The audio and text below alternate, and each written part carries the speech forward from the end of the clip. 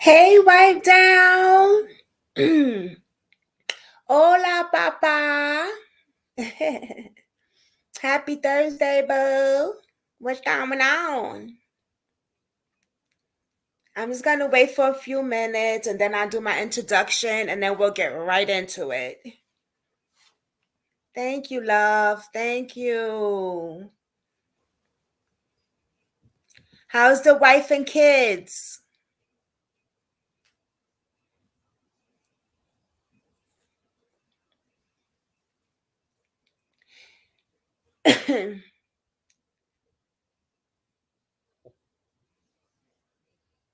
Chilling with the children. I'm here though. You always support. Thank you. You notice I slowed down going live every day? I've been busy behind the scene like crazy though. Let me tell you, man. Woo, it ain't easy. They doing good. That's good. God is good. That's good. Good. Yes.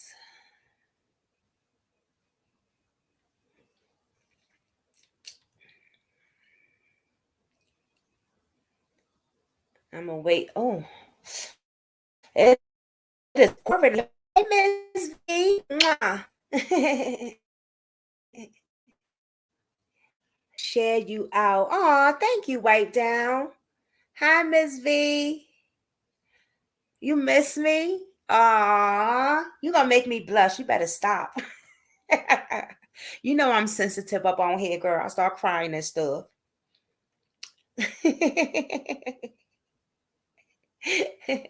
Girl, it's been so much behind the scene, but we'll talk. We'll talk. Good stuff though, and just like a little hectic, but good stuff and a little hectic. But oh, we got 5 people. Let's get into it. Welcome to Brooklyn Squad, everybody. It's your girl Jane. I'm back again with another video. What's up, y'all? I haven't been MIA. No, haven't been MIA.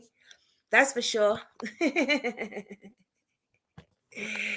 No, I have been here. I'm all over Facebook. I'm all over dropping videos. I definitely haven't been MIA. So, welcome to Brooklyn Squad, everybody. Those of you that have been subscribing and that have been rocking with me for a hot minute, I want to say thank you, thank you, thank you. I appreciate you. I really, really do. I notice I have new subscribers. Thank you.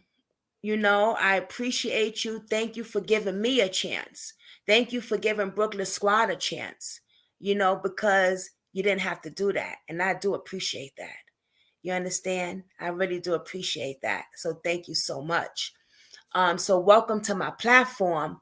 Over here, we talk about victims, sharing stories, sharing cases, sharing stories that the media doesn't get out as much, and sometimes that the police likes to not get out and do grimy shit also. You know what I'm saying? Like we expose stuff on this channel, okay? Because it is about the victim and a family. Okay? Hey, Kathy B. Hey. So please subscribe to this channel. Give your girl a chance. Give Brooklyn Squad a chance. Why not? We go live. I also drop videos. I also have another platform on Facebook, right? And it's called Brooklyn Squad True Crimes. And I'm gonna, if anybody has the link to that, I know Kathy, I think, can you get the link for me, babes? Please go hit up that, because that is a group room for victims and their family and friends for them to come share, drop what they need to share. I'm going to be doing group chats over there soon. It's all about the victims. You know what I mean? It's all about the victims. So there we go. Also, what else? Oh God. All right. So I don't have the link to my website yet, but I do have a website out. But I guess I can talk about that on another live. But I do have a website, and there's just a lot of things. I know you guys. Hey, Katie. Good afternoon, my queen. Good afternoon. You guys are used to seeing me every day going live. Um, Thank you, Wipe Down. So that is the link right there. I have been dropping videos. I know Miss V thinks I'm MIA. She hasn't seen me on live because she's used to me going live all the time. I'm not MIA, babe. And sometimes when I try to catch her live, I be missing it. I'll be like, damn, it's over. Shit. But no, I'm also, and I am dropping videos. I have a lot of stuff that's going on behind the scenes that I'm working on now that I really can't talk about on here. But people know what it is that I'm working on. Some people know what it is. But I'm also doing a lot of cases behind the scenes. So I'm grinding my behind off, guys. Trust me when I tell you, it don't stop. It don't stop. Okay. And I have some personal stuff going on also. I have some amazing news that happened to me that I want to share, but I'm not going to share right now because today is about the victim. So I'll do another video about that. Okay. And then I got some hectic shit that's going on, but it's okay because God got me. You know what I'm saying? God got me. So hit thumbs up. Please subscribe. Cash App, PayPal is right there in the description. If you would like to donate, I appreciate it. Those of you that have donated, you know who you are. I love you. I appreciate you. Thank you so much. And I'm just so grateful. You guys rock. You know, every little cent counts. Trust me when I tell you. Now, this story, honey, when I tell you, first of all, I dropped a video on it. Zakira Kemp. Let's just say her name. Because y'all know I messed up with names. So if any of her peoples is watching or family, if you're new to Brooklyn Squad, no disrespect. My vocabulary is a little messed up. I'm from Brooklyn, so I don't mean to disrespect when it comes to messing up people's names. But my squad knows I'm passionate with victims. So I just wanted to say that because it might be her family that might be watching one day and they might be new and say, what's this girl saying her name wrong? It's not on purpose.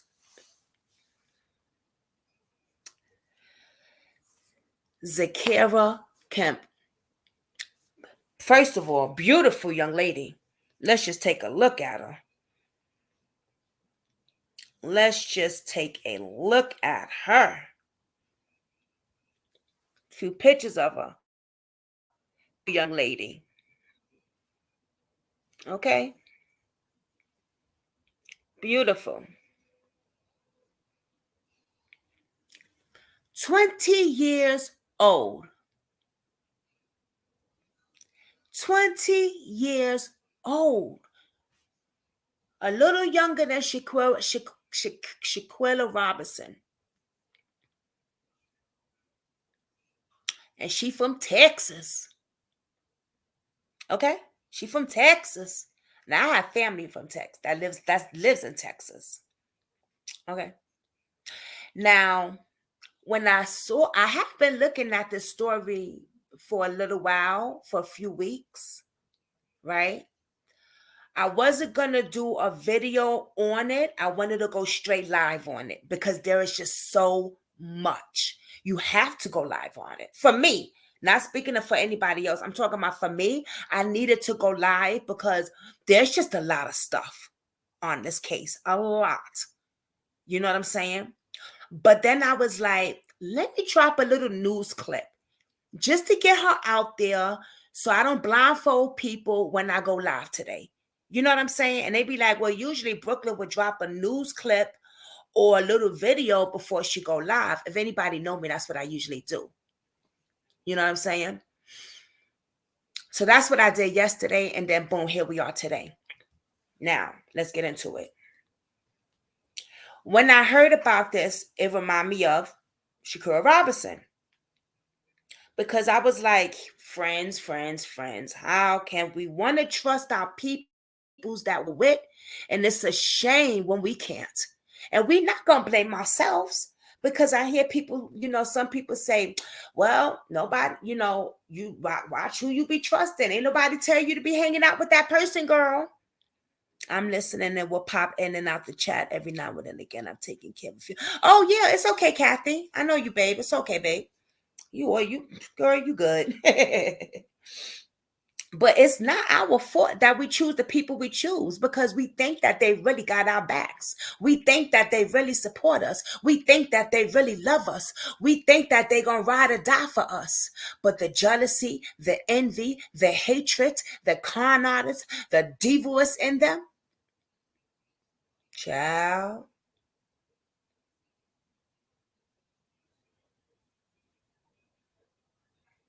you be sleeping with the enemy and not even know it.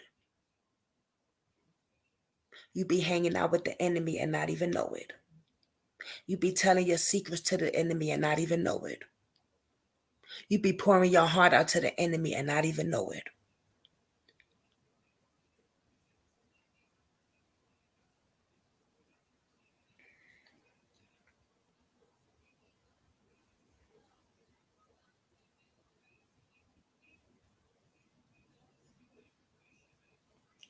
Let's get into it.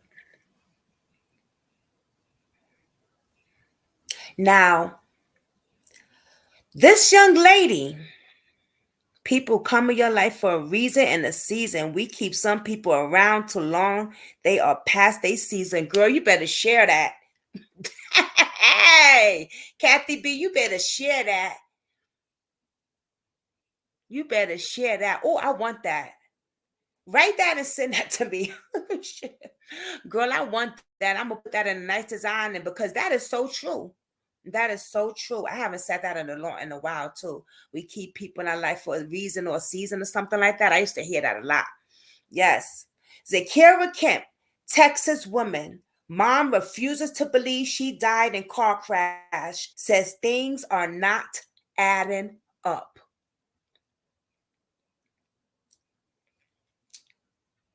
It's sad but true. It is but sad. Yeah, it is sad. It's yeah.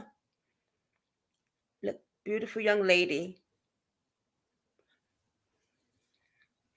Very close to her mother. Very close to her mother. Now,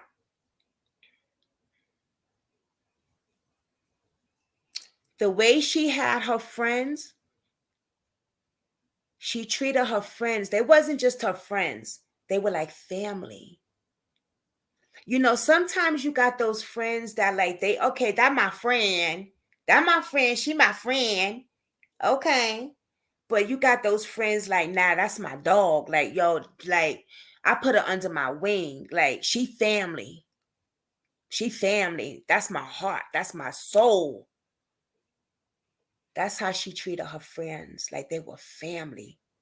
And that came from her mother's mouth. Yes, Miss V. Very sad case. Ridiculous. Let's get into this. Zakira Kemp died in a horrific car crash on July 8th of last year. So it's only been a few months because we just got into the new year. And her mother is now seeking answers to what really happened. In Annapolis, Maryland, a woman whose daughter died in a tragic car accident while she was on a road trip with her two friends in the summer of 2022 has expressed skeptical about the tragedy. So before I read this, let me tell you what happened. On July 4th, she asked her mother, Mom, I want to go on a road trip with my friends to Maryland. I guess she never been anywhere before. Like she literally wasn't a traveler. So her mother was like, all right, cool. Just keep your destination on, your notification, your thing on. You know what I'm talking about, y'all. So she went on this road trip July 4th. Her mother could tell that where she was at. Her mother goes to work like a normal day, comes back home. Now it's July 8th. or one of the in a few it was a few days that went by, excuse me. It was a few days that went by, and she couldn't tell where her daughter location was at. So now she's starting to get worried, but she's like, you know what? I'll call her in the morning because it was late. Her mother just came home, and she's probably sleeping, and or she's probably just having a little bit of fun or whatever. That wasn't the case. That wasn't the case. So let me get into it.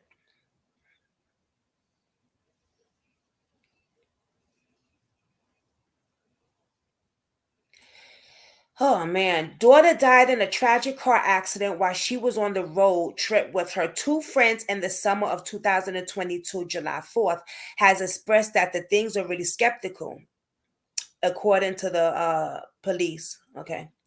Zakira Kemp 20 was pronounced dead at the scene of July 8th, the crash in Maryland. An autopsy later revealed that she died of multiple injuries, including burns over 90% of her body, hemorrhaging, and blunt trauma. According to Crime Online, the crash was a single vehicle accident caused when the driver went off the road and hit a tree, causing it to catch on fire around 2 a.m. The sheriff office said that two other accomplices was rushed to a hospital with serious injuries. Kemp and her friends were students at the Valley A&M in Pearlville in Texas, and were traveling to Maryland to spend her friend's birthday with another friend. This sounds familiar? Sounds familiar, y'all? Kemp's mother, Jolanda, reportedly said that she was informed that her daughter was the one who was driving the car while drunk.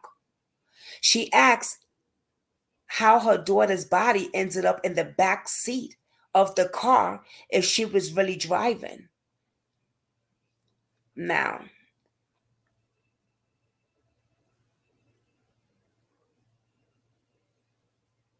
okay, so they going a little farther than I thought. Okay, let me stop.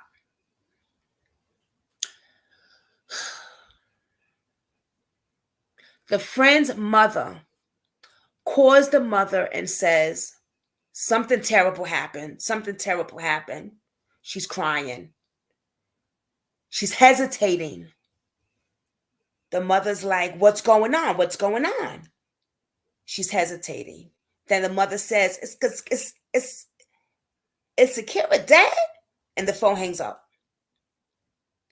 Can you imagine, as a mother, what went through her head after saying, is my daughter dead? And then to hang up on me? I just couldn't imagine. This mother must have been flipping out, all type of things going on her head. Remember, she's over there somewhere else while they over there in Maryland. So it's not like she's 5 minutes away. You know what I'm saying?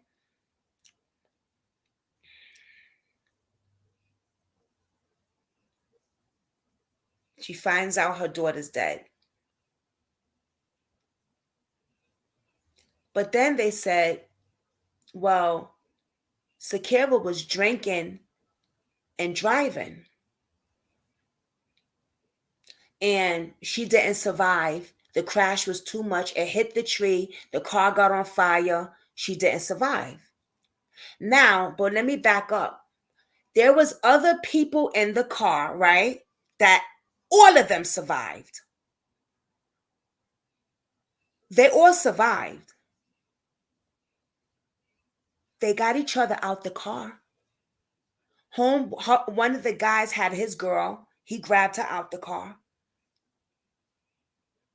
But no one got Zakira out the vehicle before it caught on fire.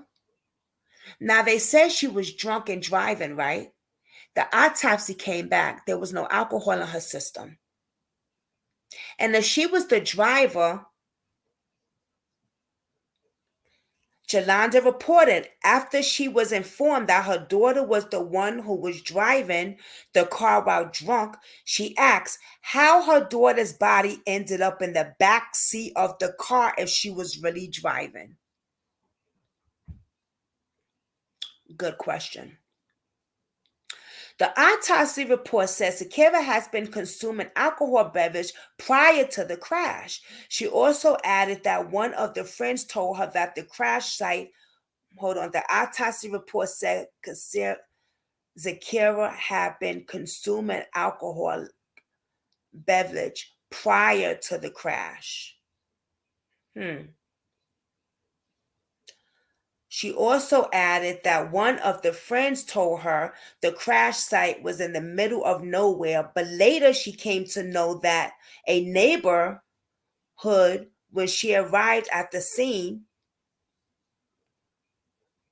when I got there, everything looked staged and I knew something wasn't right, she said. All right, let's back up a little bit because now I'm reading two different things.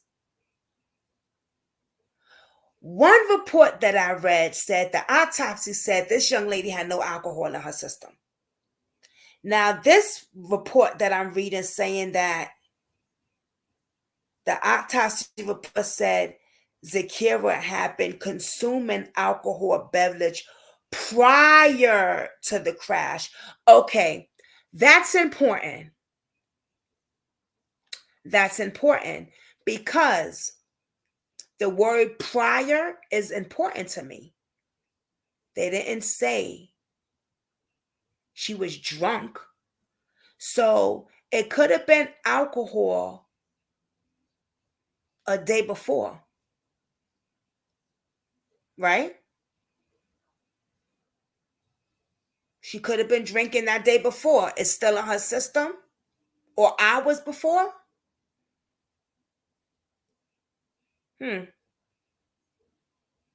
It's weird. Okay. When I got there, it looked like everything was staged. I knew something wasn't right, she said. However, the map of the area showed me that it was sparsely populated and heavily wooded because the friend said that there was nothing around there. They were like in the boondocks, like there was nothing around there. They couldn't get help. I'm sorry, Katie. I'm gonna look at your comments. The friend said there was nobody around. They couldn't get help. It was like the boondocks. But when the mother goes over there, there's neighbors over there. There was houses over there.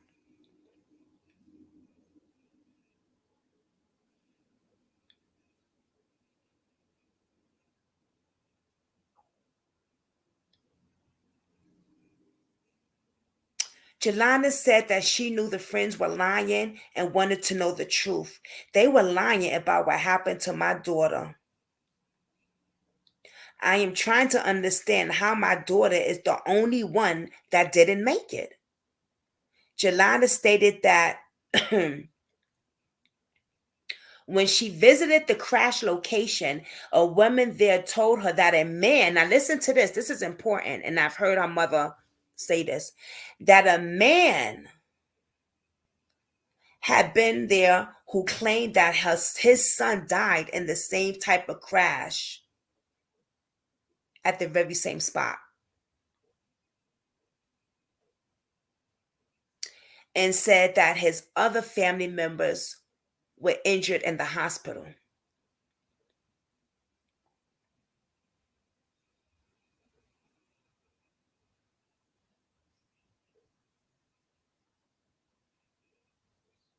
Reportedly used an incident image of the story about Kemp's crash, using a picture of another crash that took place a few days before and a few miles away, in which a 52-year-old man died when his vehicle crashed and burst into flames. I don't feel like she's gone. I don't know if I'm holding on to hope, but I don't feel like she's gone. Let me see what you're saying, Katie. Wow, if you're gonna call, at least say what happened and get to the point. Exactly. Even if she was prior, it wouldn't shown up in her autopsy report because it doesn't show everything within the last 24 to 48 hours. I started thinking that after I said it right. I'm glad her mother is staying on top of all of this and she's not letting anybody fool her. Yeah, right? Right. Because the other article I read says she didn't have alcohol in her system. So I'm finding this kind of strange. Let's go back to something else. Because I want to make sure listen, I'll be reading details. You know what I'm saying?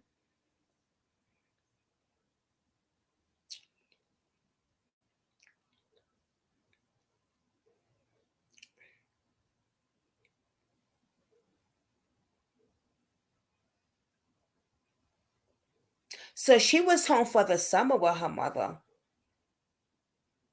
She was a student at college. She was home for the summer with her mother. Okay.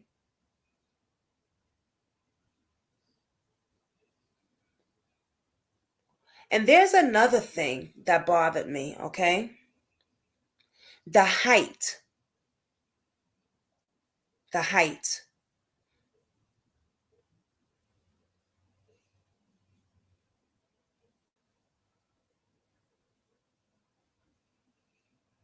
And I'm going to find that. Just give me 1 minute, y'all.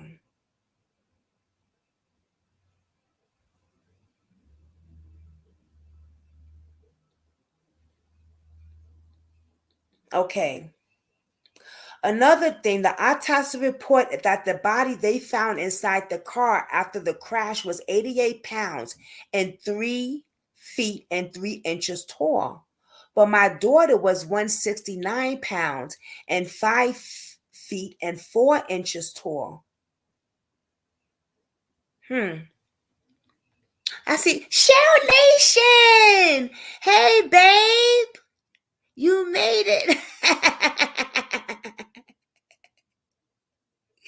It was too funny, girl. Unfortunately, sometimes media gives false information at the end of the day. Both articles are completely different. Yeah, I see. Good to see. Hey, Cheryl Nation girl. Hey, boo. Mwah. Okay, so they're saying that the body at the scene, right? Check this out, y'all, was 88 pounds and 3 feet and 3 inches tall. But her daughter was 169 pounds, 5 feet and 4 inches tall. Interesting. That don't add up. What's going on? Not only that,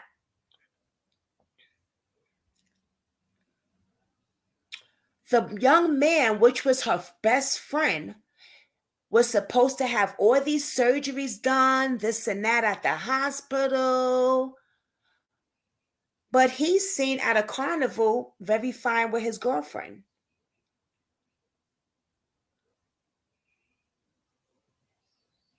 I'm glad you caught it too, babe. Let's go on YouTube. Let's just show some stuff. Let's go on YouTube and now it's time to play. Put them thumbs up for me, y'all.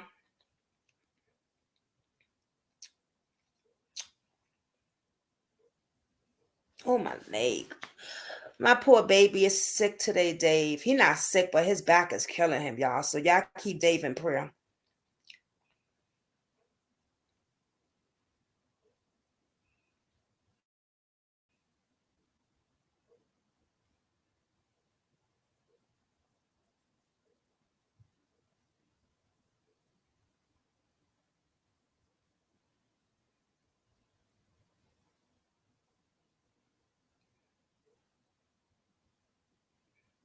Cause I'm gonna show y'all a video. Um, but I don't just do anybody's YouTube video because sometimes people get a little, why are you showing my video? And I don't wanna, so I just do the people that I know won't mind. You know what I'm saying?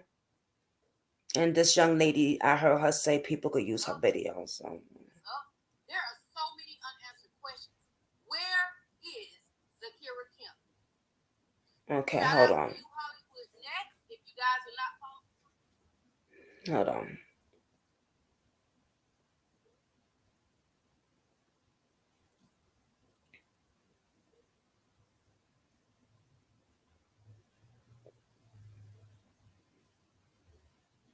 Give me 1 second, y'all. Oops, what did I do?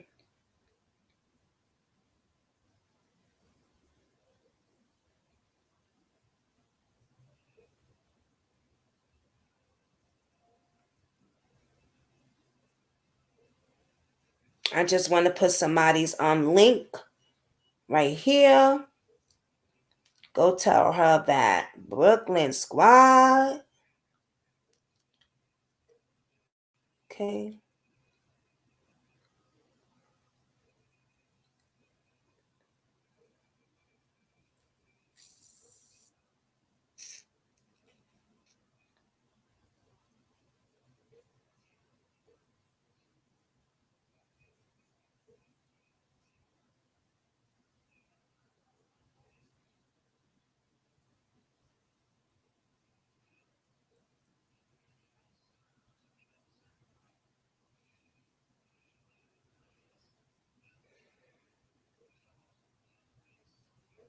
Okay. Now, the Lambo show, she did a great job. And we're going to take a look at what she did. Thank you, Kathy. We're going to take a look at what she did, right? Please go subscribe to her. Or if not subscribed, go check out her video. Show her some love. If you would like to, because I can't say go subscribe, I said so. But go, if you would like to subscribe to her channel. Go show her some love. Go set Brooklyn Squad. We part of Brooklyn Squad. You know what I mean?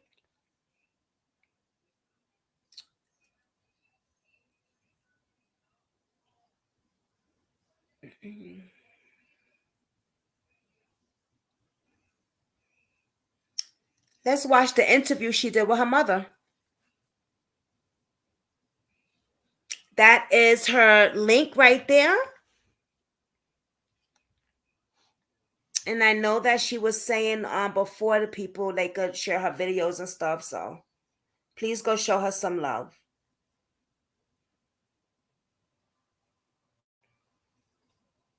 Okay, here we go.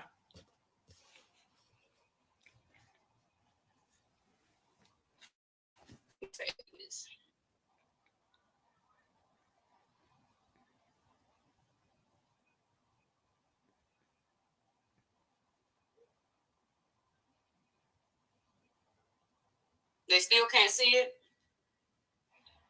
They haven't hit me back yet, so. Yeah, maybe from their end. Yeah. I'm tagging you to it. Okay.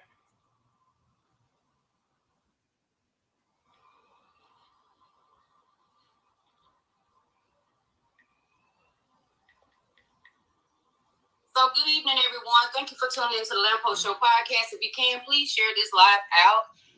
Today with us, we have Miss Yolanda Kemp. And Miss Yolanda is seeking for answers and justice for what happened to her 20-year-old daughter, Zakira Kemp. Zakira went off with her friends, leaving from Texas, going to Maryland to celebrate her friend Rhonda's birthday, 21st birthday. And unfortunately, Zakira did not return home because Zakira had passed away on July 8th. So we're going to get into this interview and try to get some answers. And hopefully this family can get justice for what has happened to this beautiful young lady. Zakira was 20 years old. She was in college for management major. She helped with not mentally challenged children, but she helped with special needs children. And she looked like she was just a beautiful soul. So her mom is here seeking for answers of what happened to her. So Miss Yolanda, if you want to go ahead and just kind of give us like a brief of what you were told, what happened to your daughter. Oh, yes, ma'am. In the morning of July the 8th, I received a call from my friend Keisha Cole, was telling me that a parent, Aiden's one of the parents' mom was trying to get in touch with me. That was something wrong with the kids. That there was something wrong with the kids. And I asked her, I said, what's going on with the kids? I thought maybe they didn't got in trouble, got arrested, something like that.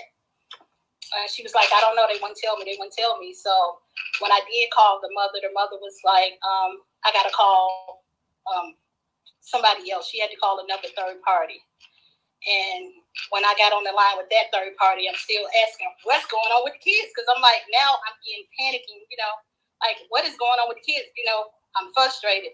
And she sobbing so much, she won't tell me anything. And I'm like, what is going on? And then finally I said, is my baby dead? And when I said, was my baby dead, the call was lost. I don't know if they hung up, the call dropped. I don't know. Wow. But I started calling my sister, my family. I was calling everybody because I was in a panic. I didn't know what to do. I was lost. I called Rhonda's lunch. She came over here with me. I was like, Kira's dead. I didn't have no answers. Couldn't get no answers. And then I think once everybody really getting over here, that's when we started receiving, calls from like Michael, the parent, Michael's mom. So let me back up. So when your daughter left Texas, did she have her location on the sheet? Yeah, that was the main thing. Because first of all, it was funny. She's a baby. You know what I mean? That's and everybody right. wanted to say I was a hard control mom. I hear, what people think or whatever. She was going to a place she never been before. She was going somewhere where we have no family. So I wanted to make sure I knew her location at all times. And her location was on at all times. They actually left the morning of July the 3rd. Okay. And it was a 20-some hour drive, so they made it on the morning of July the 4th. So they had been up there several days before anything. Actually, the morning of the 8th, she had sent me a text. She said, we probably come back on the 8th or the 9th, but I was expecting her on the 8th. And Thursday, she said she was, their boy's dad, they lived on a lakefront. So she said she was sitting out on the porch watching the rain hit the water. That's why every time I hear rain now, it does something to me, because I remember that's the last thing she said. But she texted me the morning of the 7th, and she said, Mom, can you send me money to go out with? And I said, you want money to go out with? Do you have gas money to get home? Because these people that's with you, they need to be helping you. You done already drove up there. You should. She was like, Mom, I got money for all of that. I just didn't have no extra to go out. And of course, I sent her the money or whatever. And I worked from 5 in the evening to 1:30 in the morning. So at 10:30, I looked at at 10:30, I looked at her location. They was at a bowling alley location. I think it was Hangover or something like that. I did see her location in, didn't think anything of it. But as I was getting ready to clock out, I was standing to get ready to clock out at 1 a.m. And I looked at her location, and her location was off. And I'm like, why is her location off? So, I started to call her, but my daughter, anybody that knows Zakira knows she's going to sleep. She's going to sleep wherever she is. So I said, okay, it's 1 o'clock here, it's 2 o'clock there. I know she's asleep, I said, but I'll wake up early enough to tell her to turn that location back on before they get on that road and come back or whatever. But I remember walking to my car that night. I was planning her birthday for November. Her birthday was November the 18th. And I remember planning her birthday because I was going to the Dominican Republic with some friends the week of her birthday, because my best friend one of my best friends and her has the same birthday. But I was going to fly back and meet her in Vegas because I'm a single mother. So long we did struggle. Hey, Patricia. You would never know we struggled. I can't really see what you wrote yet, babe, because I'm holding the phone. Best hair done, everything done. Kira was always at her best because I made sure of that, So we was finally in a position that I could let her enjoy life. You know what I mean? And I'm walking to the car at 1 a.m. planning my baby's birthday when at 2 o'clock in Maryland, this tragedy is taking place. Didn't have no clue, and sometimes it still bothers me because 3 months prior, Kira was hit by a drunk driver. It wasn't seriously, but I woke up 2 hours before that, prayed over her, covered her, and, you know, she was good. You know what I'm saying? So to know that she went through this type of tragedy and I was slept through it, it kind of bothers me, you know? It bothers me. I didn't think it was a problem. I never thought it was a problem, you know? In fact, when they did tell me, when they finally did say that Kira was, I think it was Michael Mom. No. Mm-hmm. I don't want to lie and say who it was, but when we first heard it, they was like, Kira was driving. She was driving drunk, lost control of the car, and hit a tree. And at first I was like, Kira, she was that drunk. She would have said, she would have been like, no, we gonna stay where we at, or, you know, can you get an Uber, whatever. But, you know, like I said, I don't know what happened, you know, so. Exactly. That was strange for me to know that Kira was driving, because I'm like, first of all, this is a place that she's never been in. Kira ain't just gonna drive like that. She's not. And then, you know, but I accepted the fact because I had no reason to think anything was wrong. So it wasn't until her friend Seneca came over. And Seneca said, I was telling Seneca, and she was like, no, Mom, Kira was in the back seat. And I said, what you mean? She said the last story Kira posted, she was in the back seat. Oh, wow. And they pulled up the story, and sure enough, she was in the back seat. Wow. But I didn't have reason to. Who is Aiden? Who was Aiden? Aiden was the other friend that was already in Maryland. He had already flew out. It was his dad's house that they were staying at. Okay. Yeah, it was his dad's house they were staying at on the lake. So you got a chance to talk to Aiden's mom, right? Yeah, and I talked to Aiden. And when I talked to Aiden, I was so broken at the time. When I talked to Aiden, I was like, Aiden, what happened? He was like, I didn't go. I stayed back with my mom because when they went to the bowling alley, and I was like, why would you not go? They were celebrating a birthday. You invited them up there that far. Why would you not go? You know? But I didn't question it. But, you know, this is later on that, you know how you play things back in your mind. Right. Mm-hmm. And then I just started feeling, I think I went into a denial stage. You know what I was saying? I was like, this ain't right. This don't sound right. This ain't my baby. This, you know, I just went into denial, I think. You know what I'm saying? Right. And it wasn't until her friend Patient was over here. And I remember hugging her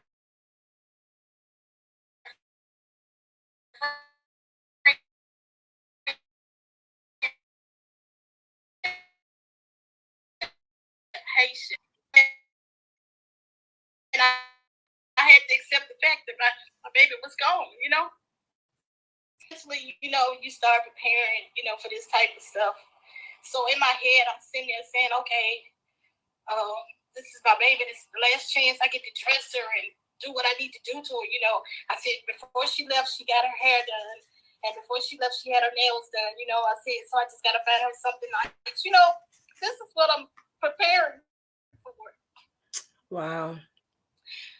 And I think about 5 or 6 o'clock that evening, my sister and my brother-in-law came over. And I had a bunch of people in my living room. And they told me I need to come in the back with them. Take your time. Wow. And when I went in the back with them, my sister told me that my baby was run so bad that I could identify.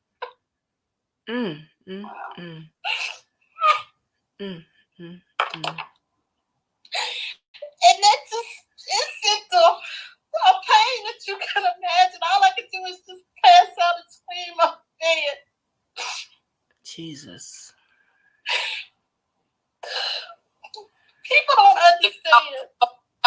y'all didn't understand what she said. She said that her had been burned so bad that they couldn't identify her.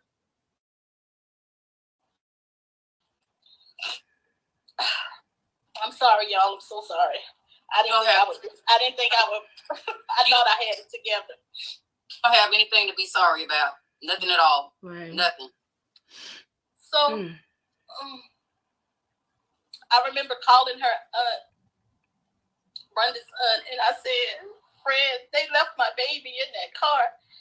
And when I told her, and she burnt up, she passed out. She kind of like passed out. She was like, "No, Rhonda, if they could have got her, they would have got her." And I was like, "They left my baby in the car." It's a shame. And you know, it was emotional for everybody. And it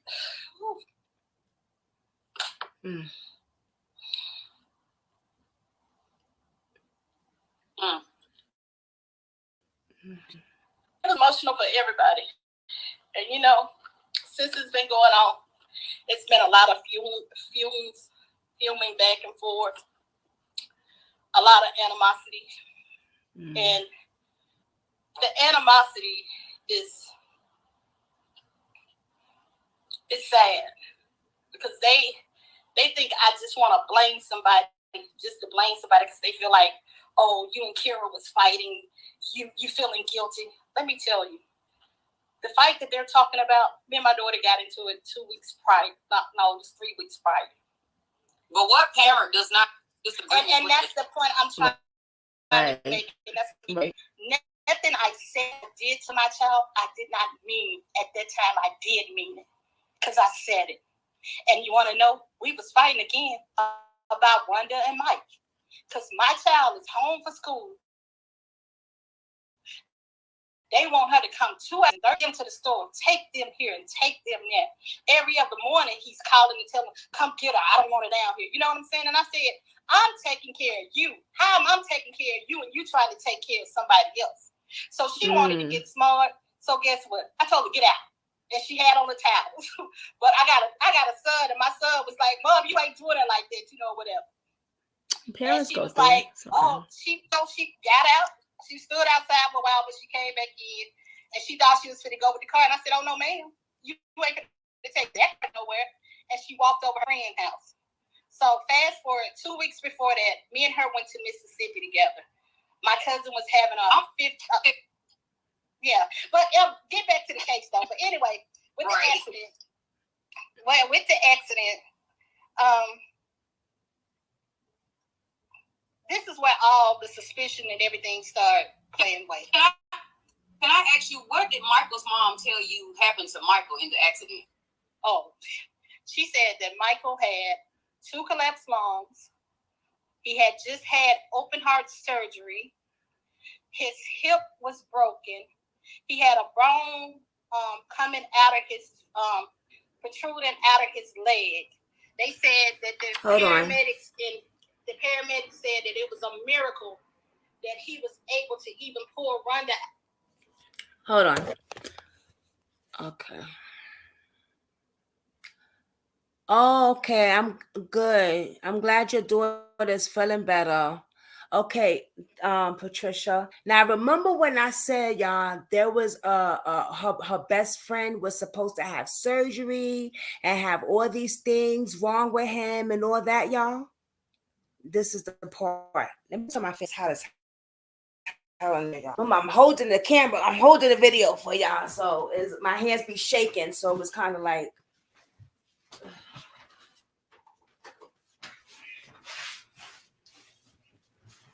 Okay. Y'all gotta excuse me. When y'all see the camera moving a little bit, it's my hand shaking a little bit, and then I was trying to grab my water and shit. All right, so this is the part now. She's saying what the friends, her best friend, the young man, what his mother was telling her. My son had surgery for the car accident. Now this is the boy who pulled his girlfriend out the car, but couldn't pull her daughter out the car. Check it out. Out the car in the type of condition he was in, because he was so broken up and was so. to the store. Take them here and take them there. Every other morning, he's calling and telling them, come get her. I don't want her down here. You know what I'm saying? And I said, I'm taking care of you. I'm taking care of you. You was broken. He had a bone coming out of his, protruding out of his leg. They said that the paramedics said that it was a miracle that he was able to even pull Rhonda out the car in the type of condition he was in, because he was so broken up and was so hurt that they don't even know how he was able to do that. So, interesting. July the 9th is, I don't want to get time out. With a collapsed lung, broken rib, brokenness. He had just came out of surgery. And Michael was screaming. He was screaming. He was screaming, Miss Jolanda, let me speak to Miss Jolanda. Let me speak to Miss Jolanda. And that kind of did something to me, because I was like, how is this boy talking so good and he had all of this to happen to him? You know? Right. He was not short of breath. He was, it was just like, it was like he was not short of breath. And he was like, Miss Jolanda, I just need to see you. Come see me. Just come see me. Remember, he was supposed to have a collapsed lung. I just need to see Kira facing you. I knew you didn't want her to come. I knew you didn't want her to come. You want to let her come because you trusted me. You trusted me. I hated here. I never wanted to be here. I hated it here. They wanted to come. Kira wanted to come here.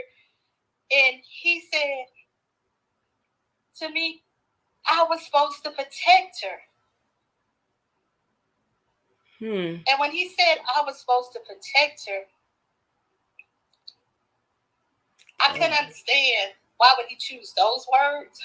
Because I was like, if she was driving drunk, you would think he would say, I shouldn't have let her drive, you know. Oh, okay, so they told you that she was driving drunk, but when you got the autopsy report back, what did it say? Right. It said she was found in the back seat, rear back seat behind the driver.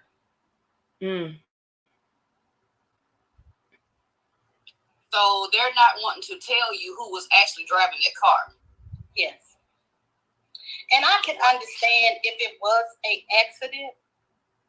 If it was an accident, they had told me that in the very beginning. We could have been past where we're past now, you know?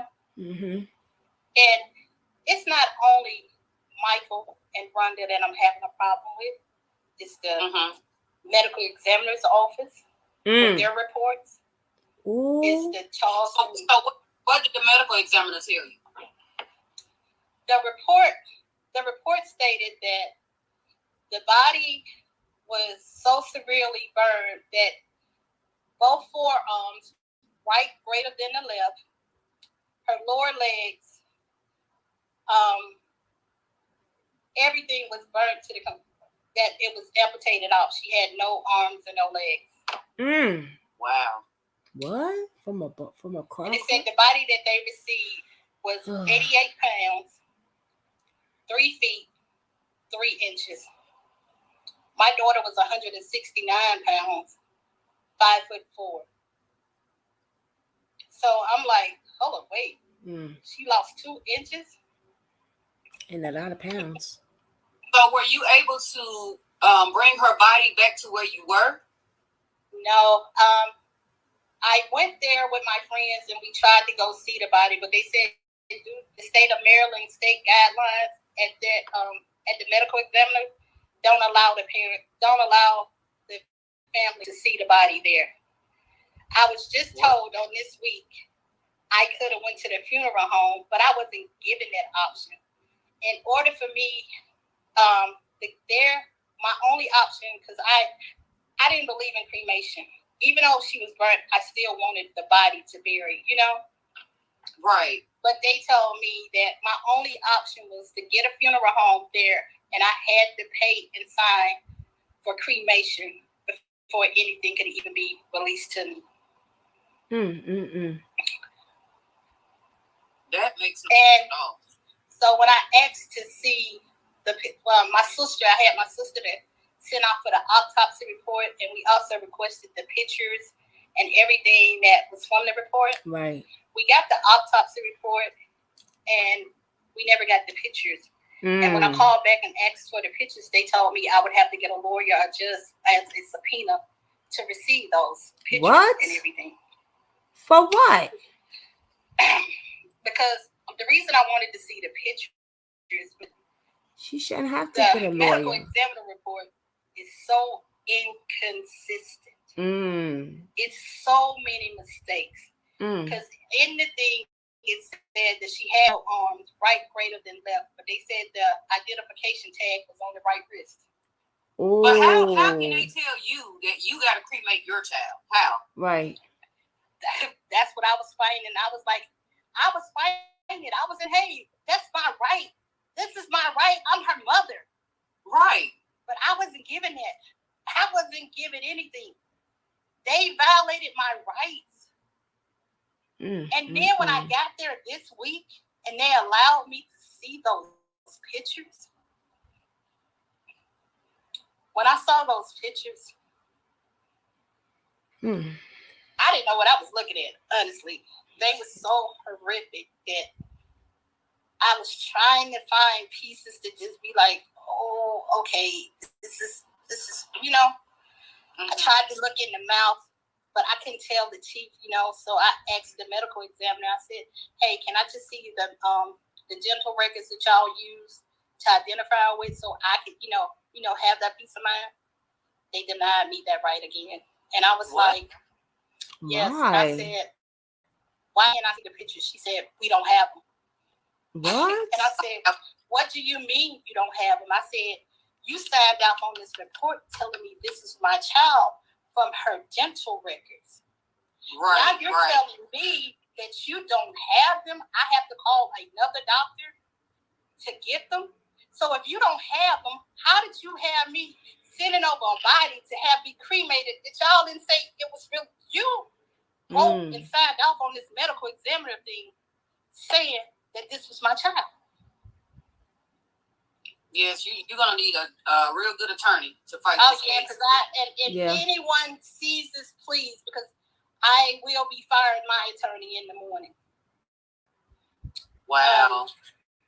Because it's like you hiring people, but you got to do all the work behind it. And it's not like I'm trying to say it's a conspiracy. This is my child. Show me what y'all used. Because with the inconsistencies and everything that's happening, I don't know what's going on. Man. She told me that a piece of her clothing style, which did look like the piece of shirt that she had on that night, and they said it was a butterfly neck. She had a butterfly necklace. While she was talking to my sister pulled up a picture and let her see what Zakira had on that night, and she saw the black necklace on her.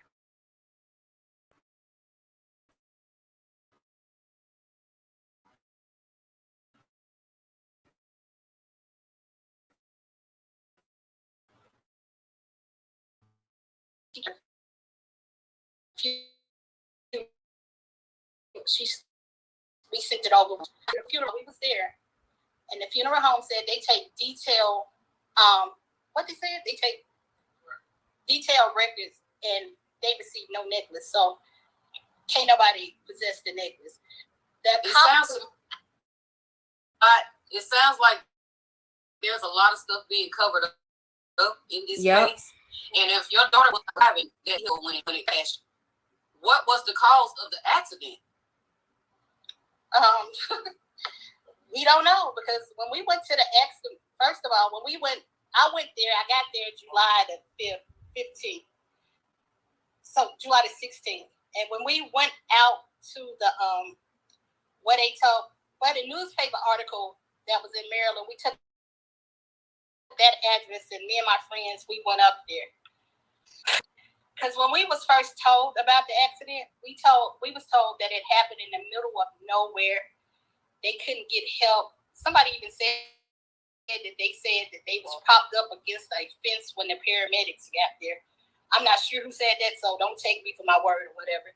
But it was supposed to be in the middle of nowhere. They couldn't get no help or anything. So me and my friends, we got on tennis shoes. We thinking we gonna have to go down up in the woods because they said, in the woods and trees and stuff. Mm-hmm. And we rode right past it. And then my friend Fifi was like, the road burnt right there. I was like, what you mean the road burnt? And when we went back, sure enough, the accident happened right in these people's front yard. They could have went and knocked on the door. So it didn't happen where the friend said it happened at? Yes, no. It didn't. And I'm like, what the?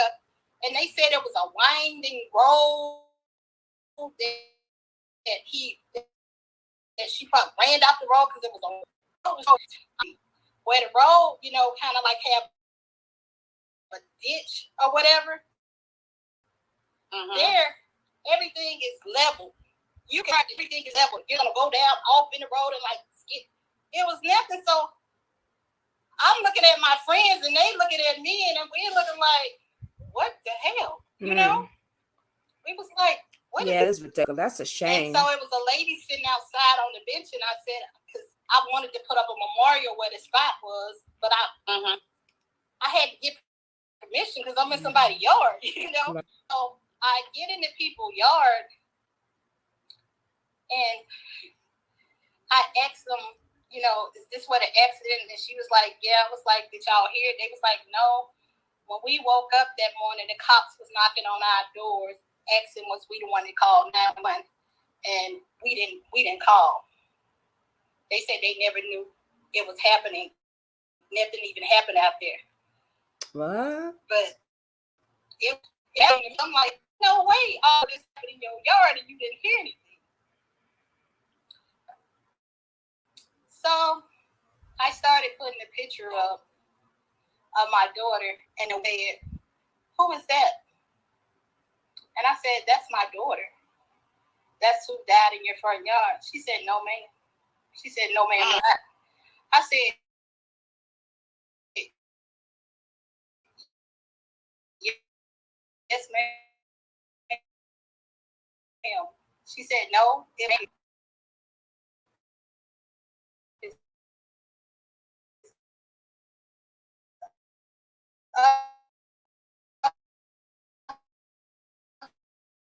The son was in critical condition, and the girl walked away. And she said, I asked my husband talked to him. He was the one that talked to him. And the husband came down and he was like, yeah, he came by twice in a row. And I asked him, did he know him? He was like, yeah, these are my kids. They came down. My son died in the fire. My other son is in critical condition. The girl was hurt, but she was okay. And now I'm even more confused because I'm like, it was supposed to be 2 girls and a boy, not no 2 boys and a girl, Right. So I'm like, when I got to the scene, I'm not going to tell you. When I got to the scene, I felt absolutely nothing. I looked at the scene. I got to the scene and I'm like, this looked like it's been set up, It didn't look like, you didn't see no skid marks, like if the tree hit the tree trying to hit on brake to stop. You don't see the yard toe up. You don't see nothing. The tree is right here. It's like a little bit of fire started, but all the fire was off on the road. Like the car somehow hit the tree and bounced back straight. Like just back to the tree.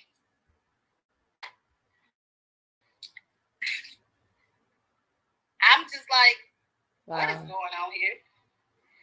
So at that moment, I say, okay, let's go to the hospital to go see Rhonda. Let's go to the hospital. We get ready to go to the hospital. I call the hospital to get those are the friends. Numbers. And they said, ma'am, they've been discharged. Remind you, this happened on the 8th. This is the 16th, I think, that Saturday, the 16th. And with the injuries that Michael sustained, how is he at the hospital? So I called his mother immediately, and I said, "Hey, I'm at the hospital. I'm here to see Mike, but they're saying that he's been released." She was like, "Oh yeah, he didn't want to be there. He felt scared." Remind you, I got everything on recording. I do. I said, "Felt scared? Scared of who? Scared of what?" Right. I said, "Well, you take it. Can I come over to see him?" She was like, "Oh no, he's not with me. He's at the coach's house." They call him coach. I don't know why or whatever. So I said, "Oh, can we go out there and see now, him?" Now, remember that, please, guys, the coach. Keep that in mind. I called. I tried to show up. Only reason I didn't go to the coach's house because he lives off the road and he has a big sign say privacy. What it is? No trespassing. No trespassing. You know, and it's a one-way road that you try to get down or whatever. So I was like, at this point, we don't know what's going on. I didn't want to take a chance with my friends being with me. Now, if I was by myself, I think I would have went just to go trespassing or whatever. But I had two people that I value and I love, and I didn't want to put them in a situation at this point that we don't know what's going on. You know?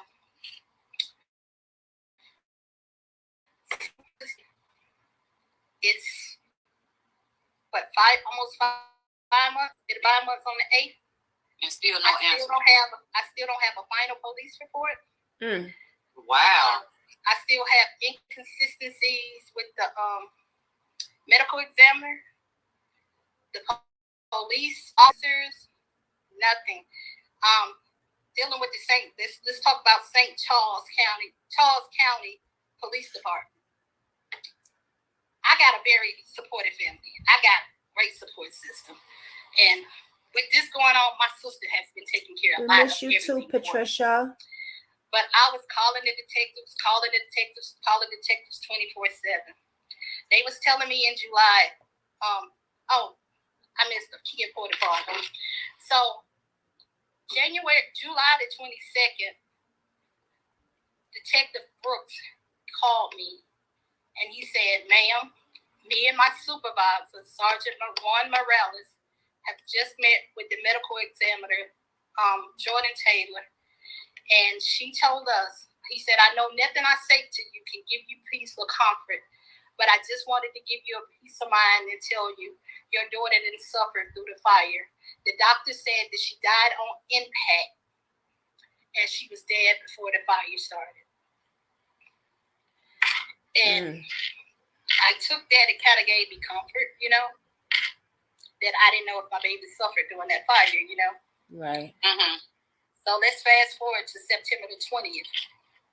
Dr. Taylor calls me with the final autopsy report. And she tells me that she got the final report. She said, due to Kira's injuries, unless a paramedic was right there on site, she wouldn't have made it. She wouldn't have lived unless they started working on her. But she was still alive when the fire started. But that raised the red flag to me because in July, the detective just told me that you told them that she was dead on impact. And I'm like, I'm confused. You know, I'm even more confused now. She said, no, she probably could have made it. But, and this is another thing with the medical detective. Now, this week we went. We was there last week that we went. She told my sister, if they had got out of the car, she would have survived. So you see how I'm having a problem with the medical examiner? Her story just keep changing and changing. I'm like, at this point, lady, just don't talk to me because I don't believe nothing coming out your mouth. You know? Yeah. So I'm like, I need help. I need help. I need to know. And I just need to know what happened. I just need to know what they used to verify her. And why are all these lies and inconsistency? You know, people are saying, oh, she's lying, she ain't got proof. Oh, she just want to blame somebody because her and her daughter was into it. I waited this long. You answer. You're not trying to blame anybody. And I didn't want to blame anybody. That's why I waited. I was waiting till I get hard copy evidence. I was waiting so I wouldn't be just out here pointing my finger trying to blame somebody. I want to know what happened. Point blank, period. If it was an accident, they was drinking, they was doing this and that, they had an accident, Kira was left in the car, she burned up, okay, we can move on. But I didn't get that. I got lies after lies after lies. So I'm refusing to just sit back and just say, oh, my baby's gone. Right. Ain't nothing I could do. You know, something happened to my baby. You deserve those for what happened to her. Something happened to my baby, and I want to know. So, as far as anybody upset with me, be upset. That's right. I birthed 2 kids in this world. God gave me 2 kids in this world, and I go behind them whatever I can. And they know they my heart. Did I depend on my daughter? Yes, that was my baby. That girl was there for me when my son didn't know how to be there for me. You know what I'm saying? They both have different places in my heart. That girl right there, that girl was a lover. You know, everybody. I read something you posted where I think it's the boy's mother that texted you. No, it was the girl Rhonda's mother that sent a message to you, and that message was just. But that was horrible. I expect that from her. That was horrible. What mother? Another mother that has lost her child, the things that she said to you, that was so wrong. I didn't expect anything less from her. That's the type of person she is. Oh wow. See, what she's doing, she's want to portray that my relationship was horrible, like her and her daughter. Her daughter don't fool with her. If you go look at some of her comments, she's begging to tell her when her daughter appreciates somebody, it's her aunt and her uncle and her dad before her dad passed. Rhonda, I'm gonna tell you, that's why, you know, everybody was like, she wasn't Kira. I even said it. Rhonda wasn't Kira's friend, but Kira loved Rhonda because she knew where she come from. She know what she has to deal with. And Rhonda, I'm not gonna say Rhonda don't love Kira. I'm not gonna say that. But I think Rhonda wanna be loved. And if Mike did save her, she probably feel like she needs to be obligated and loyal to him. You get what I'm saying? But as for her mother, you know what I can do for her? Pray for her.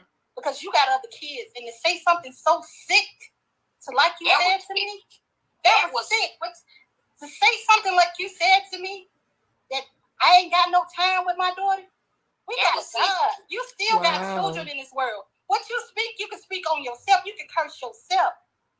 Crystal, I didn't expect nothing less from her. She wasn't talking to me because I gave her money to bury her mom, and I let her sisters know that I did it. Because she didn't do right by their family at the time to bury their mom. So you mad at me because I helped you. And to say because I'm fat and lazy, I can't keep a man. Listen, a man ain't going to... I don't keep nobody that don't want to be kept. Amen. I'm not going to be with nobody just to say I got a man. Okay. If you that weak-minded, that's why your daughter's out here with every boyfriend that she has to beat the hell out of.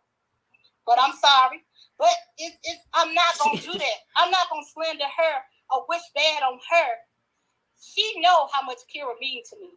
So for her to say that, yeah, that was wicked. She did that to destroy me. But I'm telling you, I serve a God that I know that's who's keeping me through all of this. Because honestly, I would have lost my mind by now.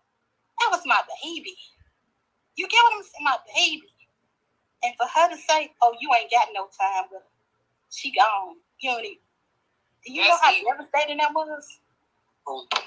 That's horrible. And if I'm not mistaken, didn't Rhonda wreck a vehicle of yours? Rhonda was living with me. And Kira let Rhonda use the truck was supposed to go pick up her check. My daughter didn't want to call and tell me that she didn't come back. We didn't know where she was. Then we get a call, Rhonda calling us from jail. Oh, Lord. She had got on a high-speed chase with the police. I'm sorry, y'all. Hold on. Crashed into my truck and totaled my truck out. Wow. And she was still coming over here. She was still doing whatever because, like I said, I didn't like her. She knew I didn't like her. We have a love-hate relationship. You know what I'm saying? But Kira loved her. And if my child loved her, I had to deal with it. You know what I mean? Wow. So I've been through a lot with that family. So they portray me to be whatever they want. But one thing they can't say, nothing I said ain't the truth. Because I will not do anything that I have to lie about. Everything they want to do is lies, and I'm not doing that. Because at the end of the day, in order for God to work in my favor and give me what I need, I got to keep my spirit clean. I got to be that he can work in my favor. I'm not, everybody know my character. Everybody know my child. I could go there if you want me to go there. I could be very loving, you know? Right. Only thing I want is answers. So I'm not blaming anybody. I'm not pointing fingers at anybody. I just want to know what happened. Yes, and that's your daughter's friends. They should want you to have peace and closure to what happened to your baby. They should want that. And I can't understand as parents that you're allowing your child to withhold the truth, or y'all withholding the truth. Because if it was the other way, the other way around, Kira would have had third-degree burns trying to get run out that car. If it was the other way around, Kira would have been burnt, then whatever told the truth. If she had to go to jail, she would have went. Because that's the type of person Kira is. And that's what I raised. You know? So for them to sit back and want to insult my character and go all around what the facts are, are your people lied about what happened. Just tell me the truth. From the police department, from the medical examiner, just tell me the truth. That's all I want. The truth. I have not had an accurate piece of evidence since July the 8th, 2022. And it's December the 5th, 2022. Wow. That's sad. That's a shame. That's sad. Well, her mom stated that, you know, she gonna always have her daughter, whether right, wrong, or indifferent. So, and she did, and this is wrong, and you see what we at. Yeah. Well, she said it, so there you have that. So and I'm so sorry this happened to your daughter. I am hoping that you can get justice served in this case because there is a lot of inconsistencies, misinformation in the reports. And you just don't. You're looking for answers. You deserve to get those answers of what happened to your baby. Yes. And I've been holding it in for so long because I didn't want to just tell. That's why I was like, people was making up their own stories or whatever. I would never say anything. So I figured after me and my sister returned back from Maryland last week, I said, okay, it's time to get the truth out there. I got to. So what are you doing now going forward from here? From here, I'm writing letters to congressmen. Good. Sending letters out, trying to get, I need a lawyer. I need a lawyer that's going to support, listen to what I'm telling you and not just think I'm trying to do a conspiracy, I'm looking for somebody to just give me answers. I wanted to get out because I tagged them today. The police department told the lawyer that I had at the time right now that they'll give me a final police report in February. February next year? Yes. Wow. So I'm like, what are y'all doing that it's taking so long? More like, what are they covering up? Right. What are they hiding? Right. Correct. So now that it's out there, everybody can form their own opinion and understand. I wasn't coming out to blame. I was coming out to get answers. That's it. When I first came out, I never mentioned Rhonda's name. I never mentioned Mike's name. People did that. Yeah, because I never even heard of the story. And somebody reached out to me on Instagram and they said they follow me on. And she said, I want you to cover. She said, "Can you cover this story for my friend? You know, her daughter has passed away, and she needs questions and answers. She need to get her story out there." So, you know, I told her, I said, "Sure, I would." So, yeah, but I'm so sorry that you're going through this. I know there's nothing I can say or do that will bring you peace in this situation. Is there anything that, do you have like a GoFundMe or anything that you're doing, like? No, ma'am. No, ma'am. I've been doing everything on my own. One thing my mom did always taught me was to take care of myself or whatever. I did have life insurance policies, you know, so I don't care if I got to use every dime. I'm going to get what I need. I don't want to just ask, because people out there that probably really do need it. I feel like God got me. You know, he got me. I'm in a position that I'm okay. I just want answers. That's it. At least she's honest. I'm not going back and forth with nobody anymore. I'm not mad at her. Even her family. I know her family loved Kira. I'm not going to lie to you. One of her cousins stayed in contact with me. They love Kira. I'm not going to deny that they don't love Kira, that they don't see Kira as part of the family. See, my problem was, and I'm going to be honest with you, I'm not even mad at her family here, because they're here. They don't know the truth. They didn't know. They ain't nobody been down there. They only know what that girl Brenda's telling them, what they've been told from up there. So that's why I can't even get mad at them. I knew the truth. I never told them, and they probably don't know, because they're just going by what they was told. They have to believe what she said, but I'm giving evidence now on what really is going on. So I understand their frustration and thinking I'm just trying to blame their niece. No, it's too many inconsistencies in this story, and I just want the truth. It's a lot. Wow. Yep, it is a lot. It's a lot. So is there anything else that you want to tell us, or are we pretty much done here? We're pretty much done, but I do want to tell people, like, even when like teenage girls, 20-year-olds, if your parents tell you something about a friend, listen. You have people. I used to tell my daughter, and she never understood when I used to tell. I said, Kira, she used to say, Mom, you think everybody jealous of me? You think everybody? I said, no, Kira. I'm not saying they should be, but they're not, you know, because that's how I joke. I said, but Kira, people be in secret competition with you. Ooh, and still be losing. Baby, say that. They want what you have or want your life. You know, yes. Social media have brainwashed people so much to be something that they're not. Yes. That, look how many parents are losing their kids. Look how much selfishness losing their kids. It ain't even affecting them. They ready to put long live so such and such and go on another day. But we as the parents, we gotta suffer through this, go the rest of our life without our kids.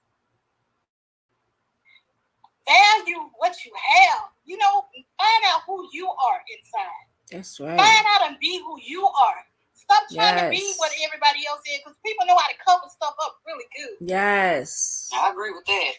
Love yourself. If you ain't, you don't have to have a man to love you. Love yourself. Say it. Look yourself in the eye and say, I'm good enough. That's right. Just be what you're supposed to be and stop destroying people's lives by taking their kids untimely. Y'all didn't give me that child. God gave me that child, and it's unfair to took my child. Damn. I'm so sorry. Stop. Just be real with yourself for once, people. Yes. Stop trying to be this and that. Be what's for right. Just be what's for right. Just let it be for right. You know. I just want to that was a friend saying set on me for a lawyer, but whatever happens, I just want people to be for what's right, because my baby didn't deserve it. I don't deserve this. My son don't deserve this.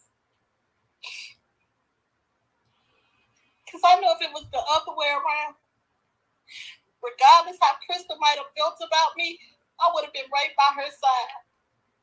If it was Rhonda.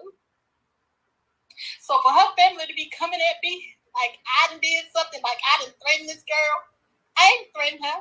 I did say I'm coming for y'all because I'm coming because I want to know the truth. I ain't coming to do nothing with nobody's life. Why would I take a life that I didn't put here? That's not my character. You better share that. Is knowing. At one point, we was all like we was family. I done lost my child. You done told me your child gone, like you didn't even give a damn. That I can't never see her again because that was the most evil thing to ever say to a person. Yes, that was very evil. But I appreciate you. I appreciate everybody listening to the story. You're welcome. And I'll keep you updated. And just pray for me mentally because it's getting overwhelming. And I just want to thank y'all. Thank you. I did not think I'd be this emotional. Can y'all please type in the chats justice for Zakira? Is Zkira. Justice for Zakira, please. And share this out. We're now fighting for justice for Shanquilla, and we're fighting for justice for Zakira. And Jay and a lot of other people too. Thank you so much for that. I really do appreciate you. You're welcome. And we keep following this story, and wow, you can update me when you have more information. Wow. So heartbroken. Yes, Katie. Yes.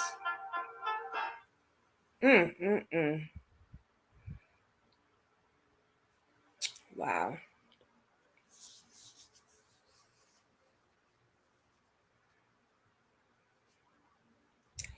Patricia says, this breaks my heart. Praying for the mother and the family. Damn. Write down prayers. Yes. This is wow. You know what? I want to go on her Facebook and let's just read a few things. That was very sad. I want to let's talk about what her mother said first.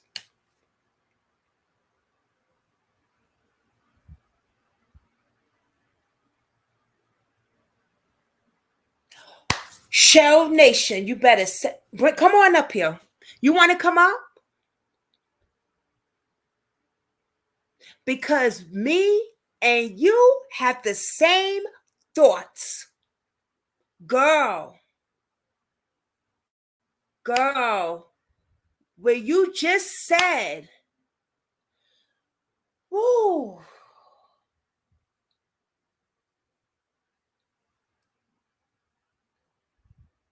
You just gave me chills. You just gave me chills, Cheryl. Because I was just about to say the same thing, and that's what I've been thinking this whole week. You want to come up? Okay. Let me drop the link. Because we're going to do a part 2 also. And I need to contact her mother.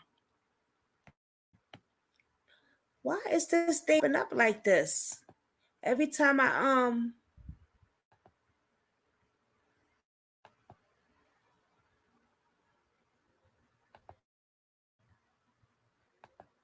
okay. Let's see here. Let me remember how I put my my link in. It's been so long.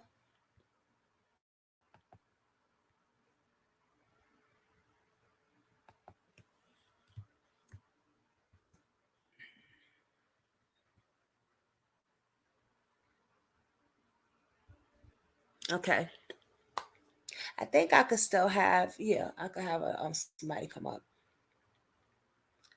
Anybody want to come up and talk about this?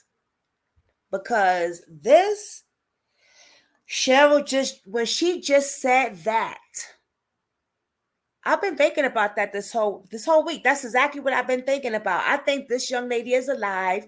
They staged that scene and she's trafficked. They trafficked this young lady. Okay, babe, go take your time. Oh, now I got cold. Let me turn the AC, the fan off. Well, maybe not. Maybe I'll just cover my toes or something. Hold on. Let me put y'all over here for a minute. Let me cover my toes, because then I'm gonna be like, oh, I'm hot again, and turn the damn fan back off. And then turn it back on.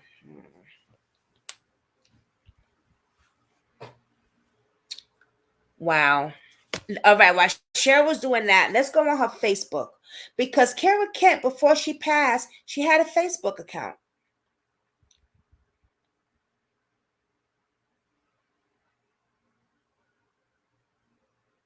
No, you know what? No, I want to go on what the friends are saying.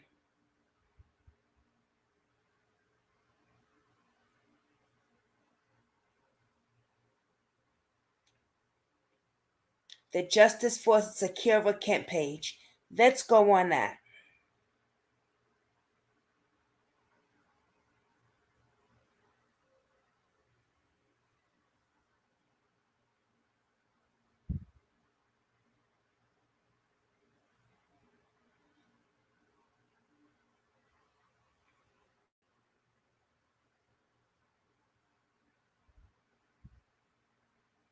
Okay, there's nothing on that one. Okay.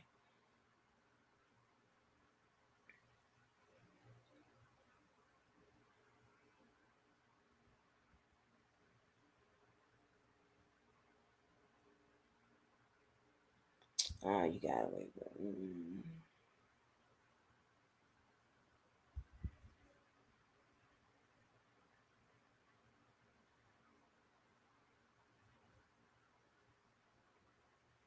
First of all,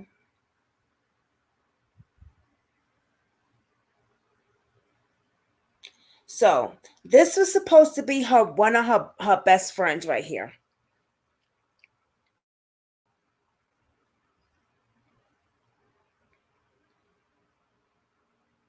And mind blows me how his mother said he was in a hospital with a collapsed lung. He had surgery. He had this and that. But you can tell the young man was screaming. How could he be screaming her name like that with all these things that he was supposed to have done in a hospital? He left the hospital, number one. So the surgery shit is bull crap. And then I have a picture of him at some event with his girlfriend in a wheelchair. Don't look like he's that injured at all. This is the scene of the accident.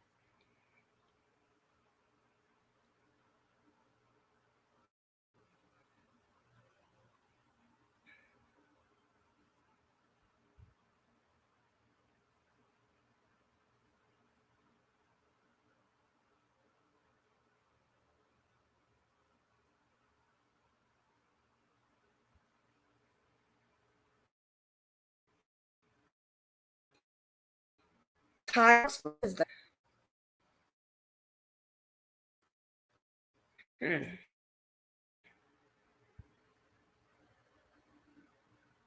What's this right here?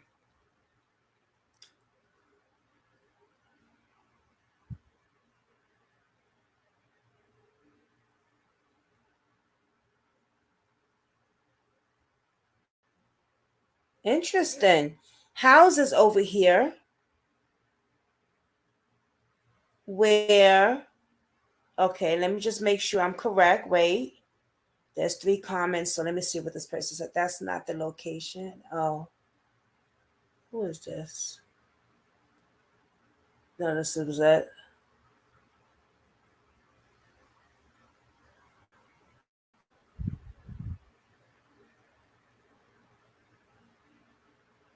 Okay, so this is another thing right here. Okay.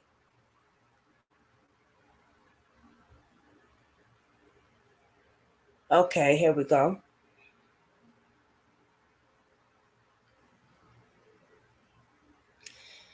The car that the accident happened is at the junkyard. It has been sitting here since July 8th with tires in the inside as if it was being used for storage.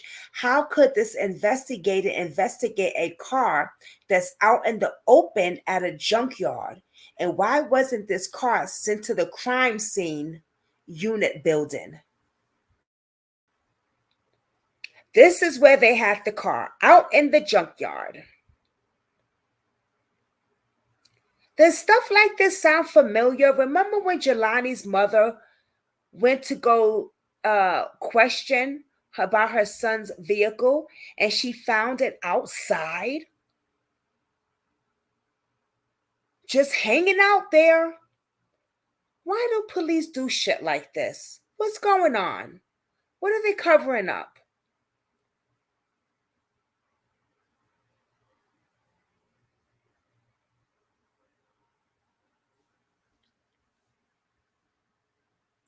She's trying to cover it up for her son. If it didn't happen, that it was before this event. Did the mother have a second autopsy done? I don't know. I need to contact the mother. That's what I was wondering too, Patricia. The coach, aka Aiden's father, the person whose house Zakira and the friends were staying at. This is him. I think he was a type of Marine guy or he was in the army or something. I'm not sure.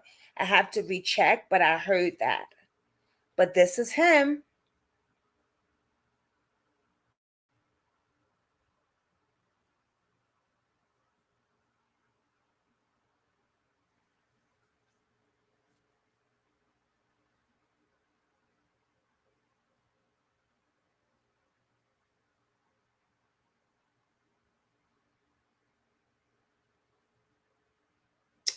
This is that they were staying with him in Maryland. Does he have a wife and kids? Because I would have never stayed at his house. Going on a trip. I'm sorry. Don't know him. I don't. I don't give a fuck if you're my best friend or not.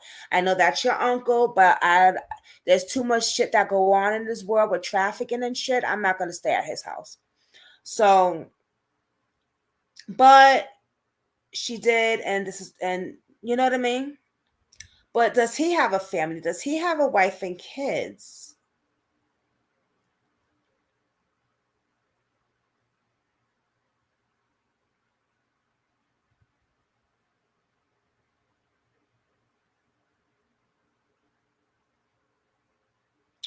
This is Aiden, the third one that stayed back and rode in another vehicle to go to the bowling alley with Zakira and Mike and Rhonda. But his father is lying, stating Aiden never went.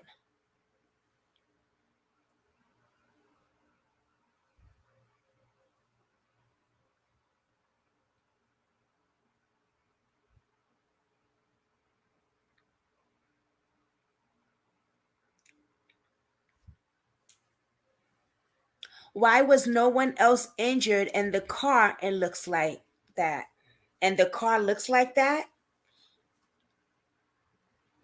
Right, exactly. You see how that car looked, Katie?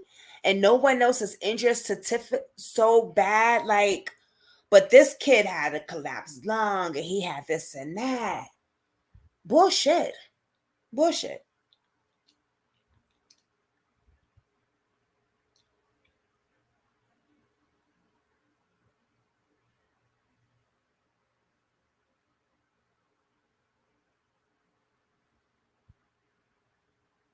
Beautiful young girl, Zakira. Beautiful.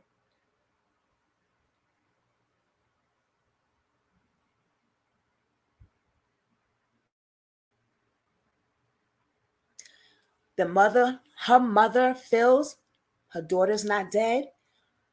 A mother always gets this feeling, right? Because, see, we carry our children for 9 damn months. So we have that bond, right? This is feeling that we get with our kids. And we just feel my girls on. Get my boo right here. What's up? Hey, beautiful queen. How you doing, boo? Hey, boo. Can you hear me okay? Because I'm sitting outside. Yeah, I can hear Okay. you. Hey, can y'all hear her good? Because I can cut it up a little bit. Let me see. Because Okay. it's my speaker thing. It's not you. Oh, okay. Man, I could not I can wait to cut it get up. on here because, man, There let we me go. tell you, as soon as I Girl, heard this story, speak what you say. What? Yes, talk, baby. Go ahead. I This feel is like crazy. it's a What you cover up. said in the okay. I do. And Let me. let me tell you why. Because first of all, there's just so many things that don't make sense. The fact that first of all, that car looks like an old car. That don't even look like her car. So did they even check the VIN number? That car looks so old. Like they just picked the car up out. Yes. That don't look no. You was pictures I That showed. doesn't even look like something happened there. You see it? No. Mm-hmm. Yeah, I'm not buying it.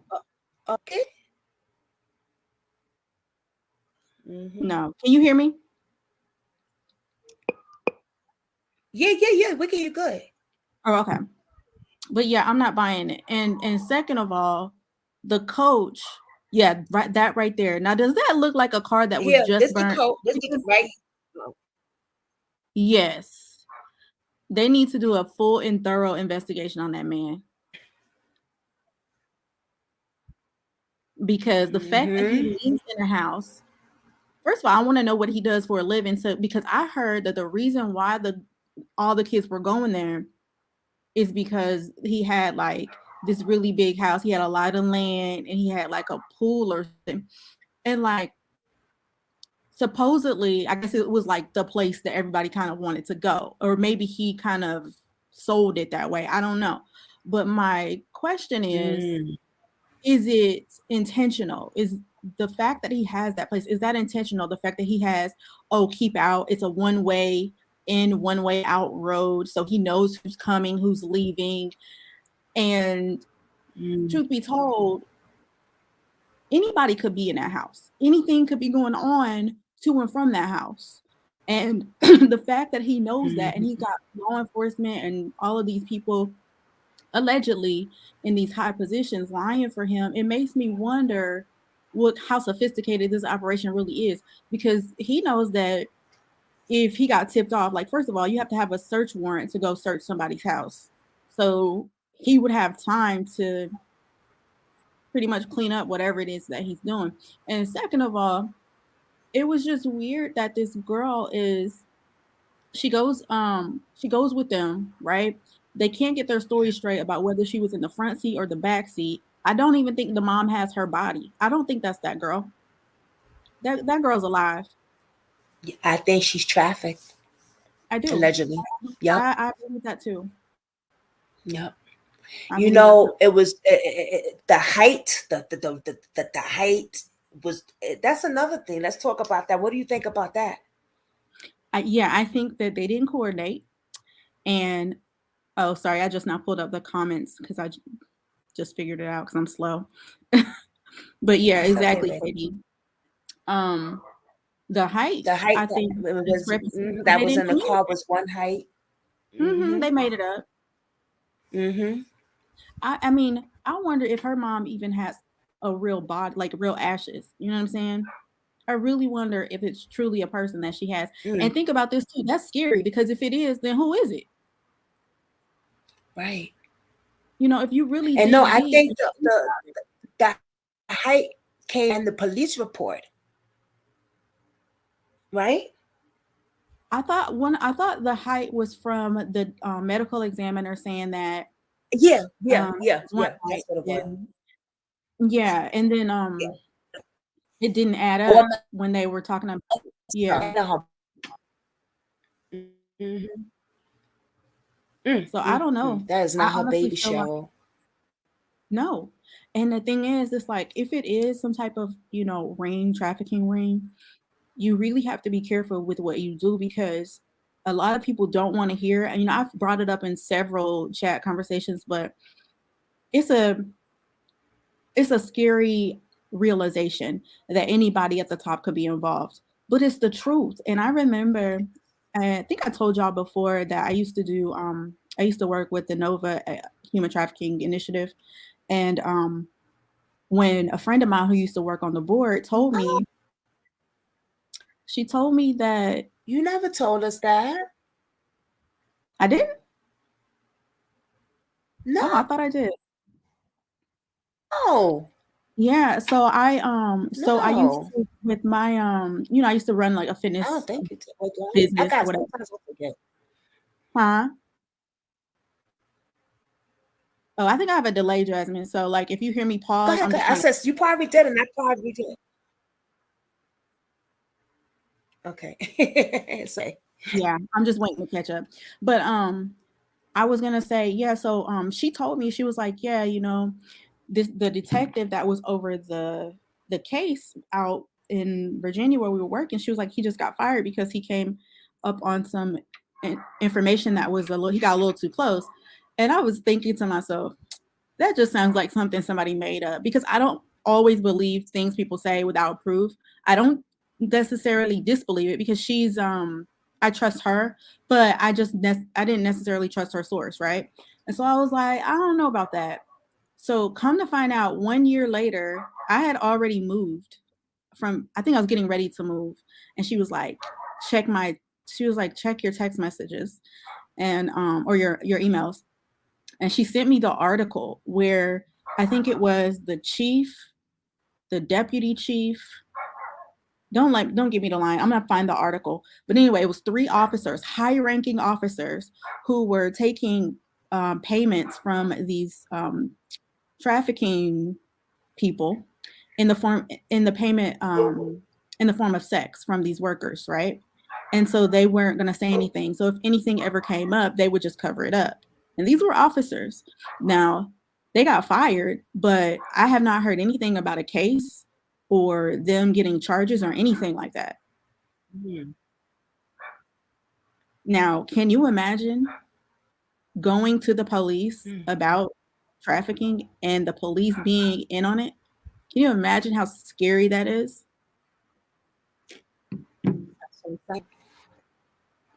That's what I was thinking before, earlier about this case, because I'm like, something is just, why is this? It's just so much covering up. Yeah, It's a lot of stuff that don't make sense. exactly. Because this guy, and I heard that the guy was working. I think he has some type of services in the army or something like that. I'm not sure. I gotta check into that if I'm not mistaken. Right. I forgot what branch he was in, but I heard that too. Katie said, did her mom clarify her body as hers? No. No, she's still not sure. Right. And did he have a family, a wife and kids? I think he did have kids, but like, because my thing is this.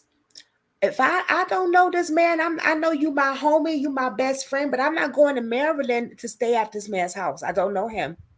Right. There's too much trafficking. This world is crazy these days. I'm sorry, I'm not going.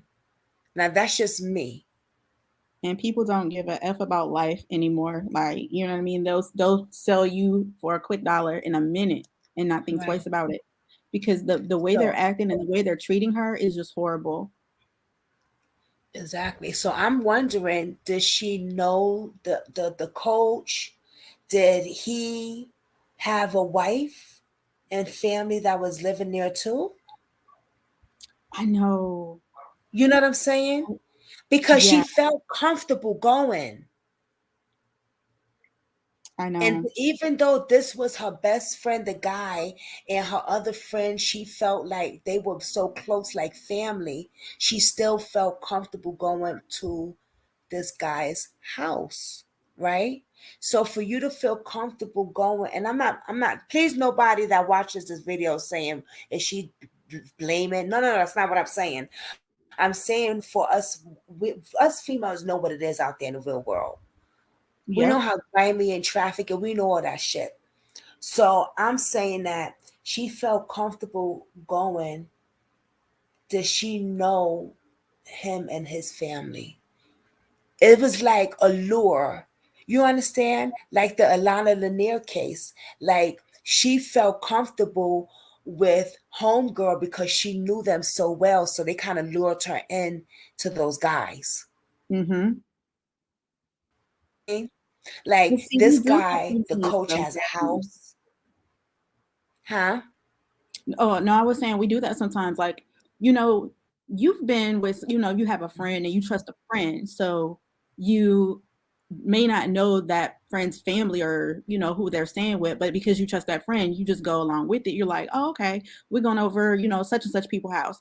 And that's That's true. probably what she was doing. But you can't do that anymore because times are different. Times have changed. That- That's what I'm saying. That's what I'm saying.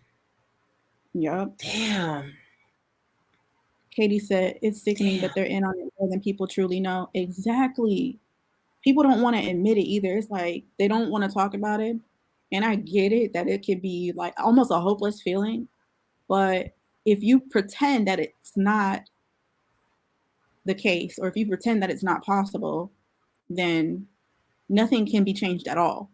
And they need to start Yeah. doing better with the, accountability with the officers and like pretty much anybody who's, Mm. in a field where they have rank where they make these decisions, because if you don't, this is going to get worse.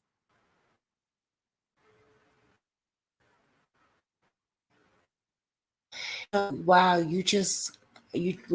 what you said before got me thinking now. So now I'm thinking like, okay, if he was in some type of Marine or the Army or whatever he was in, the coach, right? Mm-hmm. And this is a traffic case, and we know the cops is down with it sometimes. We know that. Mm-hmm. This is where the cover up comes. He's obviously close with the police because he is a Marine or a Navy or whatever it is. Allegedly. I'm just throwing stuff out there. I'm just, saying. No, but that's absolutely Because right, though. because why in the hell? And then I read something about her dental records. Couldn't clarify it was her. So Right. nothing could Now that makes clarify if sense. it was this young lady. Right. And think about this too, Jasmine. Um, the fact that they said they weren't going to give her a completed police report until February. Where they do that at? Mm-hmm. February. You get till February to get, so that lets you know right there that there's somebody on the inside who is allowing this nonsense to go on, because that's just not protocol. Boom. All of the things that have happened to this lady, it's enough to prove that the FBI needs to get involved. When you have several people basically breaching their code of conduct and pretty much violating her rights, then to Yep. me, like, how many people have to violate your rights before the FBI gets involved? Because clearly she's not going to go, she's not going to Exactly. get anywhere. And at this point, I think her life's in danger the way they're acting. Yeah. Because put Yes. it this I way, agree. anybody who can cover up something like this has a lot to hide. So when you put it that way, people with a lot to hide have a lot to lose, and they're willing to do anything to cover it up. And So everything. she needs to Yes. be careful. And I don't know if y'all paid attention, if you listened to that call, but that lady, if you listen to the whole call, when she called, I forgot the guy's name, his mother, the one that said that he was with the coach. You remember that conversation? Yeah. But So I didn't play that video yet. I didn't play that. please do, because I I got am. chills. I am. I Mm-hmm. literally got chills because I felt like, and let me know if you feel the same way too. Because when she said, "Can you take me to the coach's house?" She said, "Are you by Mm. yourself?" And the way she says it gave me chills. I'm like, what you mean is she by herself? And she was lying, of course. She didn't want her to know, but I'm like, she was filling her out. She was not asking her. The only reason why, like, why would you care if she's by herself or not? Unless let's you were find that. claiming Matter to of do something. fact, I'm glad you. Thank you for. I thought you meant another call because there's another call that I want to play also. But let's find that because we gotta do a part 2 on this too. Yes. But let's play that now. Let's see if I can find it. Okay, it's I'm on gonna mute YouTube. because there's a dog out here barking like he want to be in this No, conversation. it's okay. He not bothering us, girl. You okay? I wonder. Okay, it's on YouTube, but how did I saw that somewhere? Damn. Let me see if I can. Let me see. Let me see.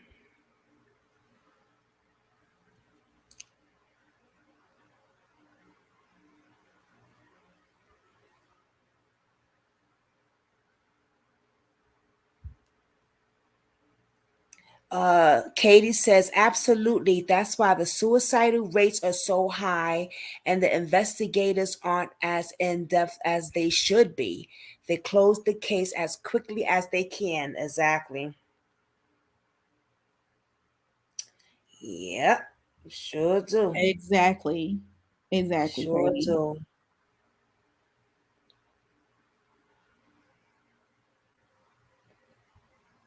Oh, somebody else did an interview on her.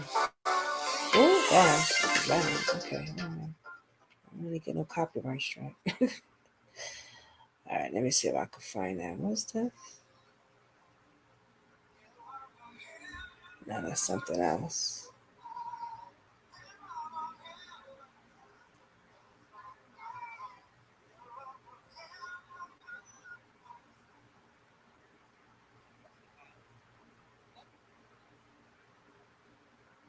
Okay, wait a minute. Oh, damn. Shit. This is Zakira. Oh, here is the.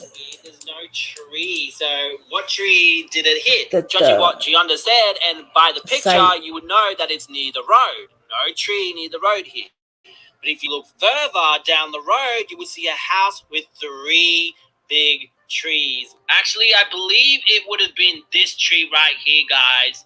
Only because in the picture you can't see the driveway, so it would have been from this direction. But it actually showed me this address here. I'll play that next time, but I'm sorry, y'all. Y'all know I'll be all over the place sometimes. That was an accident part. All right, let me see if I can find that. But just in case I can't find it now, what Cheryl Nation is talking about is when she asks, can she go to the coach's house, right, Cheryl? Right, because she called the mom of the young man who was with them that lied about being in the hospital or having like collapsed lungs and all this mess. And the mom, to me, it sounded like she was playing. She had that voice where you're calling in sick to work. I can't make it. Like she's literally faking. You could tell. And Right. she asked her, you know, what's her mother's name again? Jolanda. Jolanda asked her, Yeah. hey, can you take me to the coach's house? Because she had already found out that her son was not in the hospital. So the son, when the mom was like, oh yeah, I forgot. Like she acts like she forgot. She doesn't say she forgot, but she acts like, oh yeah, he's at the coach's house. He didn't want to be there because they were mistreating him. So when Jolanda says, "Can you take me there?" She's like, sorry. She's like, "Oh, sure." And she goes, "Are you by yourself?" And the way she said it, I was like, "Oh, this woman is checking for her. Like, if this woman goes to some house by herself, she ain't coming out." Like, I'm so Exactly. glad she did not go. I'm so glad she did not go. I had a bad feeling. I was like, this don't feel right. Are you by yourself? Yeah, that's definitely a setup thing. Are you by yourself? Oh, it reeked What of you a mean I'm not setup. by myself? What the hell? And at that time, she didn't know she was being recorded. She didn't know she was being recorded till later when someone else pretty much put her onto the fact that, oh, I think she's recording your conversations, because then she started changing up how she was acting. But before, she didn't know. You can tell. What do you think about when the kid said I was supposed to protect her? I think that was a giveaway. First of all, Yep. the biggest giveaway was the fact that he was talking after having collapsed lungs and Thank you. all this stuff that's supposed to be wrong with you. And Yeah. I mean, it's an insult on our intelligence to say something like that and then to just be up talking, walking around. I'm gonna need you to explain yourself, because that don't make sense. Collapsed lung, or surgery here. What? Right. And I'm What? like, it ain't even Let me been find that it's a picture little where he over a was week at and you walking around yelling. My lungs hurt just right. listening to all the stuff you said was wrong. And wasn't he at the carnival like a few days after that? Let me try to find that Right. picture. With some girl walking around. Yeah. Yeah, exactly. What the hell? It's crazy. It was insane. That was definitely a giveaway. I was supposed to protect her. But imagine, I think that people aren't really thinking about the depth of how in depth these things go. Imagine one person, right? And it's men and women being trafficked, so it's not just women. I have to catch myself sometimes. But Me too. imagine one person gets what in the drug world would be called flipped, right? I didn't know that. So how so if one person, you flip like one person, you call it, and this is just for clarification of what it is, right? Right. The friend of mine that I'm referring to, who is heavy into the trafficking initiative, he explained it this way. He said one person, like say for example, they are trafficked, and that one person would go for like maybe 60 to however many $1,000, because they look at it as being a big difference between drugs and humans. You can only sell a drug one time, but you can pretty much sell a human over and over and over, right? And as disgusting, as horrible as it sounds, there are a lot of people who have pretty much sold their souls to do this work because of how much money is in it. And the money is clouding a lot of these people, because they're probably just like turning it off. Look, I don't know what's gonna happen to her after this. I don't even want to think about that. All I know is I'm about to get these 100 stacks right here, and what happens after this ain't my business. And that's how I think it's happening, because it's so many people that this is happening to, and some of these girls are coming back and they are not talking because they're being threatened. Their families' lives are being threatened. So it's like we're not even pretty much privy to know like how this thing is really happening, because it's such a dangerous, and these are traumatized. When you just said that, you just brought me back on what I was talking about when I did the live a few weeks ago on Alana Lanier, because I was saying that Dante was so thirsty for money, right? I see you, Patricia. Hold on, let me just. Patricia said there is not going to stop family. It's going to get much worse for our people. It's designed to take our young people out. Most definitely, Katie said. Yup. So true. I was saying that Dante is so thirsty for money because his other business failed. I was seeing how, because I had studied him and seen how he tried to open businesses up and stuff like that. I don't think that Alana either is deceased. I think she's trafficked. He's so thirsty for money, his next business would have been trafficking because of the money. Because of the money. You know what I'm saying? Exactly. So sad, man. And let me tell you something. It's not about like, it's about the mind that these people have, right? And remember how I told you, and this is not about me. I just wanted to make a point. But remember when I told you that when my ex got into selling drugs and all that stuff. Right.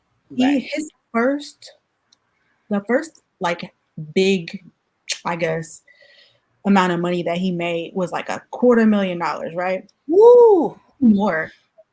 So what happened is his head got big and he was just like, and he kept saying stuff like, I'll never work, I'll never sell hours of my life again. I'll never punch in anybody's clock. So it scared me because I saw how real it became and I saw how his mindset was like, I'll do anything to have this. Like it's this easy. It was so It's easy like an to have addiction. money. Oh yeah, exactly. It was an addiction. And there was just Right. this like thirst for this money no matter how he got it. And what really, really got to me was seeing that, wow, this is never gonna stop, because when he got locked up, he would say, oh, when I get out, I'm gonna change, I'm gonna be better, I'm not gonna be doing this stuff no more. I'm gonna do all these things. Like people call it prison talk or whatever. And then as soon as he got home and realized that, it's hard out here, you're gonna actually have to work and put in, it's not gonna be like it was. He went right back to doing the same stuff. And with these traffickers, it's like, you mean to tell me that's all I gotta do? And I can get right. and I ain't gotta do nothing else. And so right. these people are selling their souls because the money is quick. And when she broke down the numbers, I mean, it's ridiculous how much these people are making. It's sickening. Wow. And that's what I was trying to get. I'm so glad you came up here and shared that because wow, that's the point that I was trying to make when I was talking about Dante and the whole Alana and the near case and the trafficking and the money, because it's like, oh, the money, that's what I gotta do to get that money. Yep. Okay. Because I was saying, like, what was the point of them wanting her Alana dead? Exactly. Why would they want her dead? They didn't want her dead. She's not. She ain't making. Yeah. And was she into the lifestyle of dancing and stuff? Yeah. Right, Oh yeah. dancing. So she I said that too. probably make a lot of money from her, and that people don't want to talk about it, but it needs to be talked about because when you're in that industry, you're even a higher risk because people, they think, number one, you got to think about it. They're looking at it like, oh, you're gonna make us a lot of money, and two, they're also thinking about, because a lot of people in those industries, not everybody, but a lot of people don't really have a support system around them. That's a lot of the reason why some of these girls do involve themselves in it, even though it's not all the time. But I just pulled up the number. It says this sex trafficking industry is worth $150 billion. I see you, Impress. I'm sorry, babe. Hey, babe. Hi, Impress. I don't want to think I'm ignoring. Hi, Empress. Hi, everybody. That's a lot of money. 150 billion. Billion, not million, billion. Billion. Oh, man. So damn sad, man. Jesus.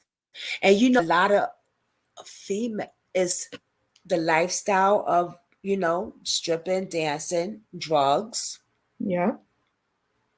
They look for the addicts, the vulnerable girls, the ones that has the low self-esteem. Like you said, the ones that don't have the support group out there. They feel like ain't nobody gonna look for their behind anyway. And kids. And let me tell you something, like I think this, like, the trafficking industry is a lot bigger than what people like realize it really is. But like, you got to be careful, like, if you're out here dating, especially if you have children, because there's a lot of people dating just for the sake of getting close to you, for your kids, getting close to your kids. And some women are not seeing that. Yeah. Talking about leverage, right? Because I was watching Law and Order today, right? Not SUV Law and Order, the other one with Stabler on it, because he worked on the other one.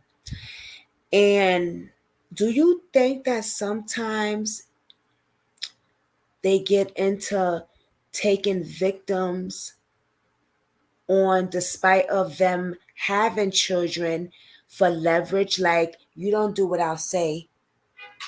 I'll come get your kids. Oh yeah.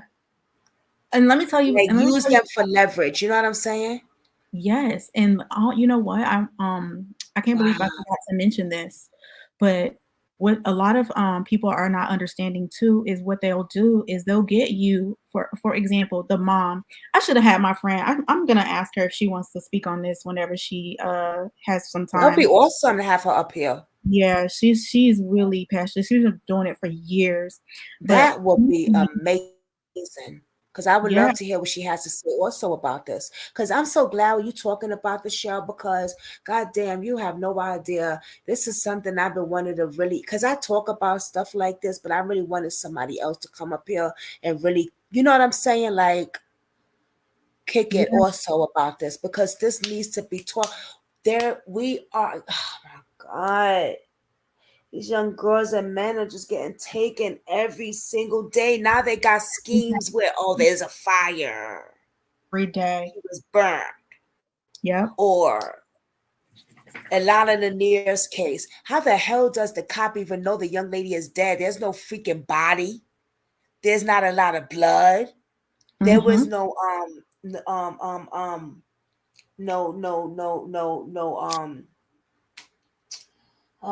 no no, how do you say that? No confession. Oh yeah. What the Exactly. hell? And this is before they locked that guy up, the one of the guys up. So what the hell are the cops even talking about? That's when you know. And I think that we need to figure out how to put together some type of coalition for ourselves that is airtight to where if any of us sense that something like this is going on in a case, that we have somewhere we can go. Because it's like to depend on the very people that are like screwing you around, there's no way around that. But it starts with number one, educating people on how this stuff happens. So we can be more vigilant and responsible, because a lot of times we make decisions that are not really the best ones. Right. And it's kind of late. I think back on some of the decisions I made, or like some of the dates I've been on in the past, where I'd be like, why, what were you thinking? You know what I mean? I remember I went on a walk in the park in this dark park with this guy I went on a date with for one night. And I was like, why did I do that? I didn't even like this guy. And he Right. creeped me out. And I'm like alone with him. He was like, oh, let's walk to the park. And like, it's just stuff like that you don't think of because you don't We don't, really know right, anybody. right. And then later on we think like, why the hell did I do that? Yep. Yeah. Oh girl. Yep. Ooh. Wow. I've been through shit.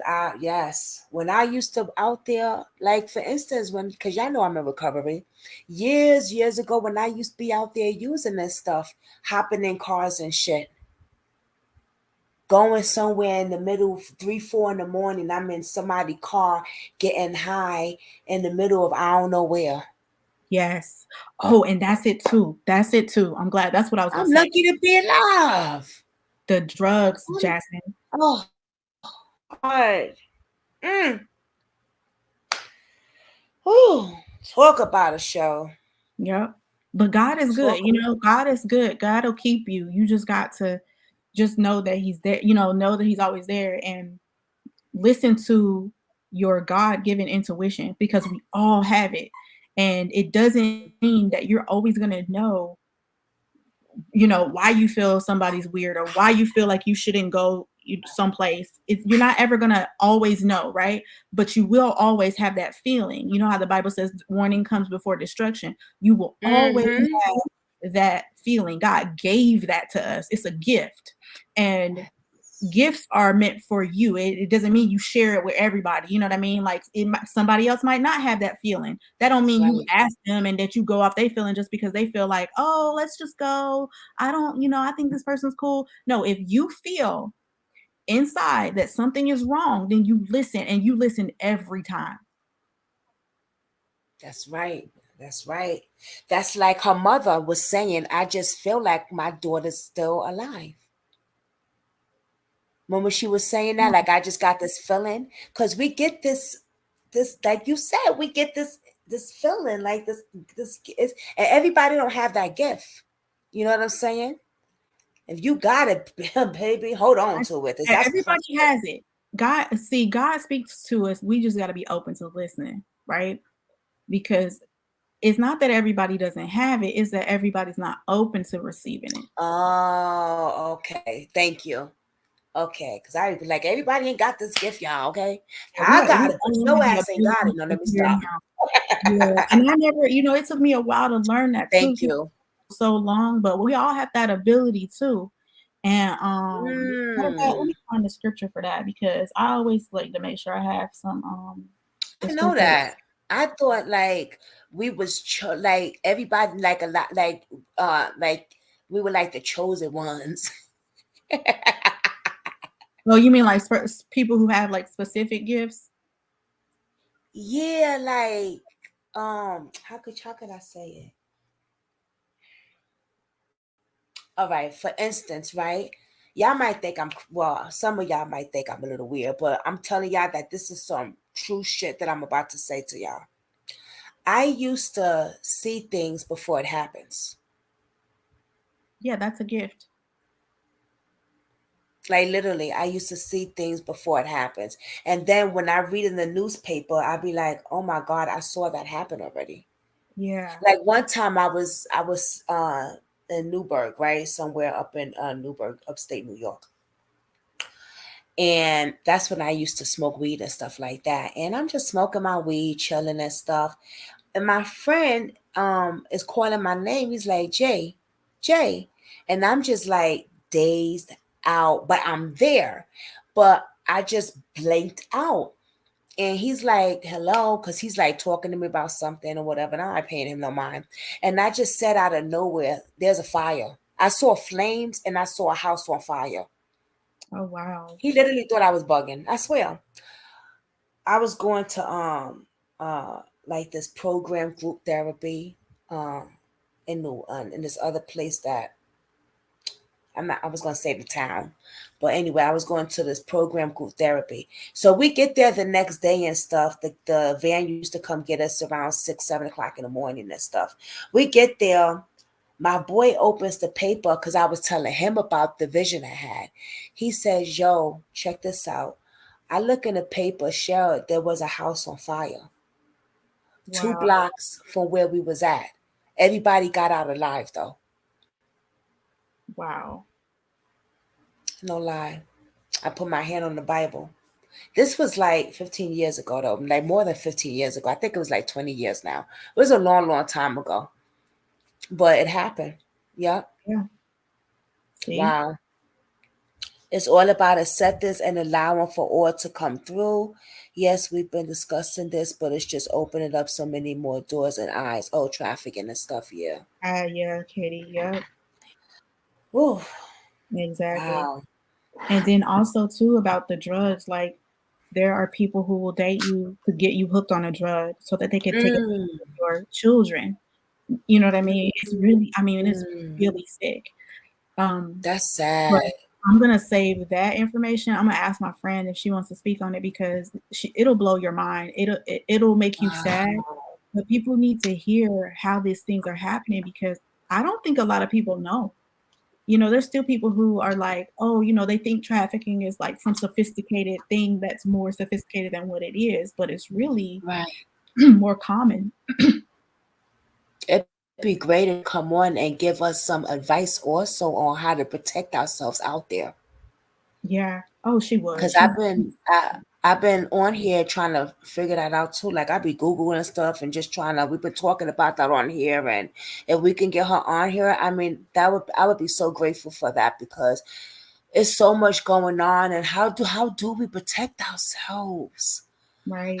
When I go out to the supermarket, I'm looking all around and I know, because my man works, you know what I'm saying? I can't have him with me every single second, you know what I'm saying? I like to get stuff done sometimes before he come home. Like I like to do the food shopping sometimes, or like I have to look all around and make sure no one following me. Like keep your eyes open. You know what I'm saying? How do I protect myself? And always, like be vigilant. I know I can definitely say that, because remember, that helped me because I didn't have a warning sign. I just literally had my intuition. I was like, run. But also, like, remember that don't be, the Bible says, be anxious for nothing. Don't be eager.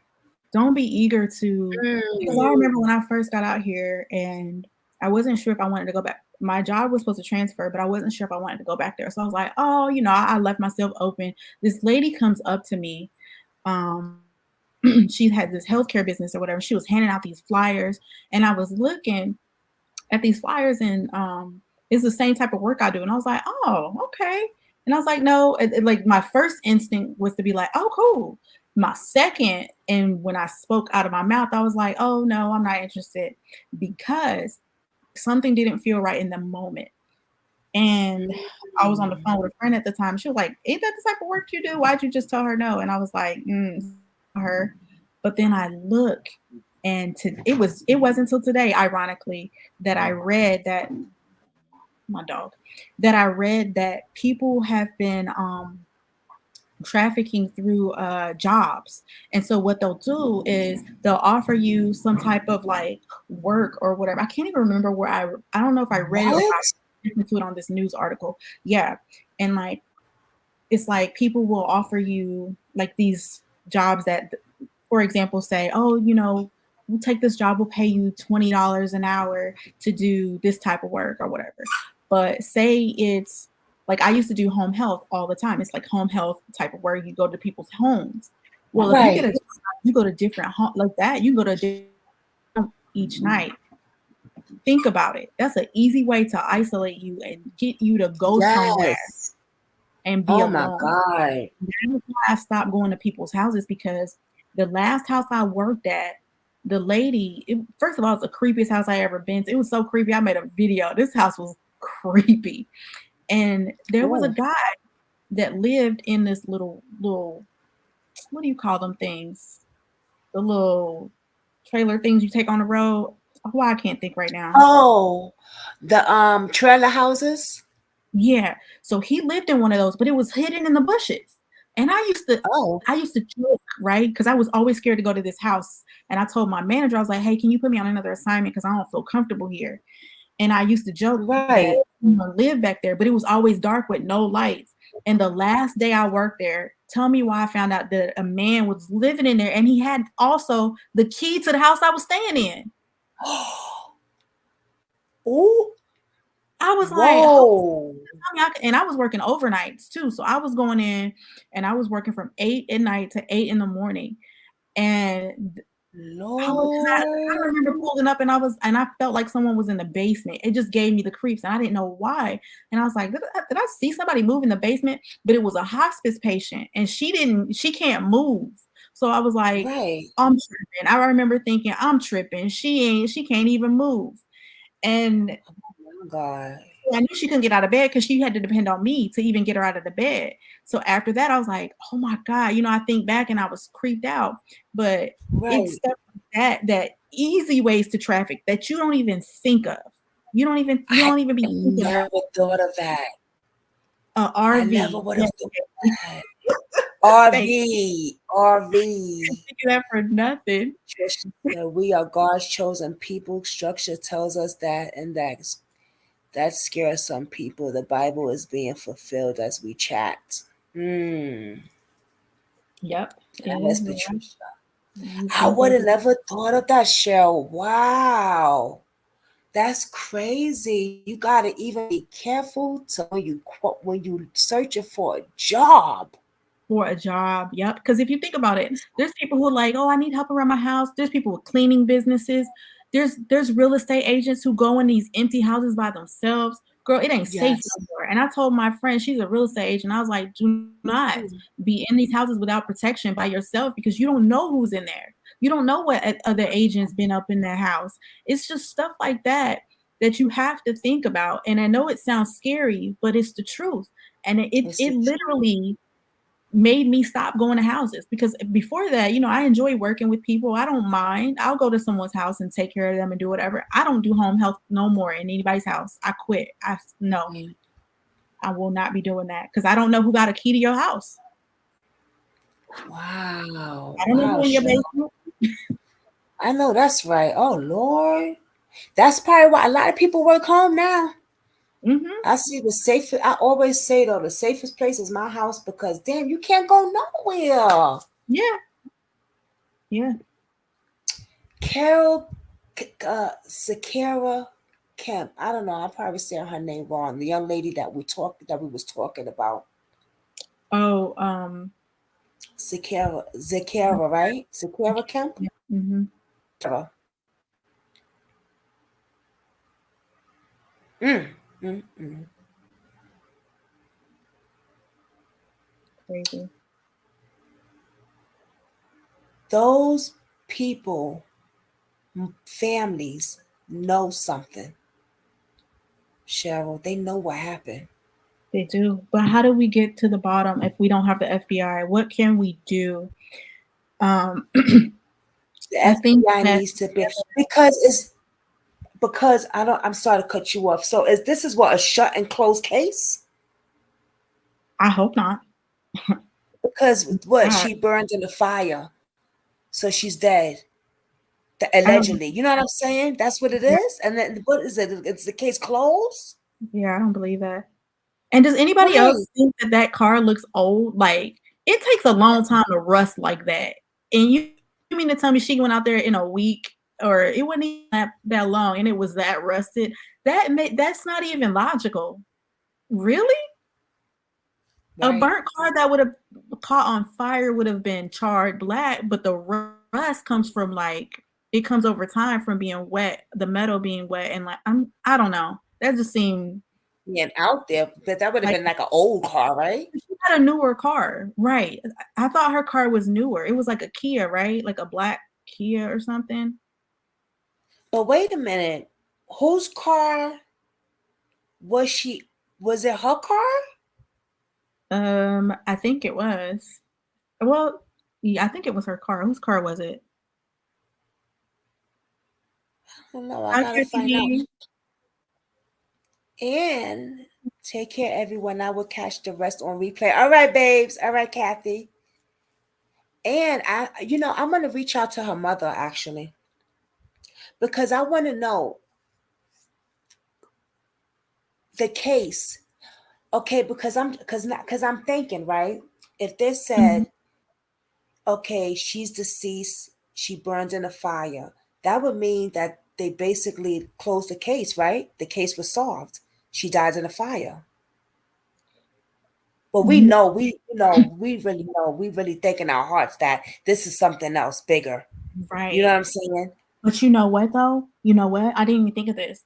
They need to check the laws for that area and to find out if there is like a statute of limitations for something to close that case, because maybe why they want to wait till February.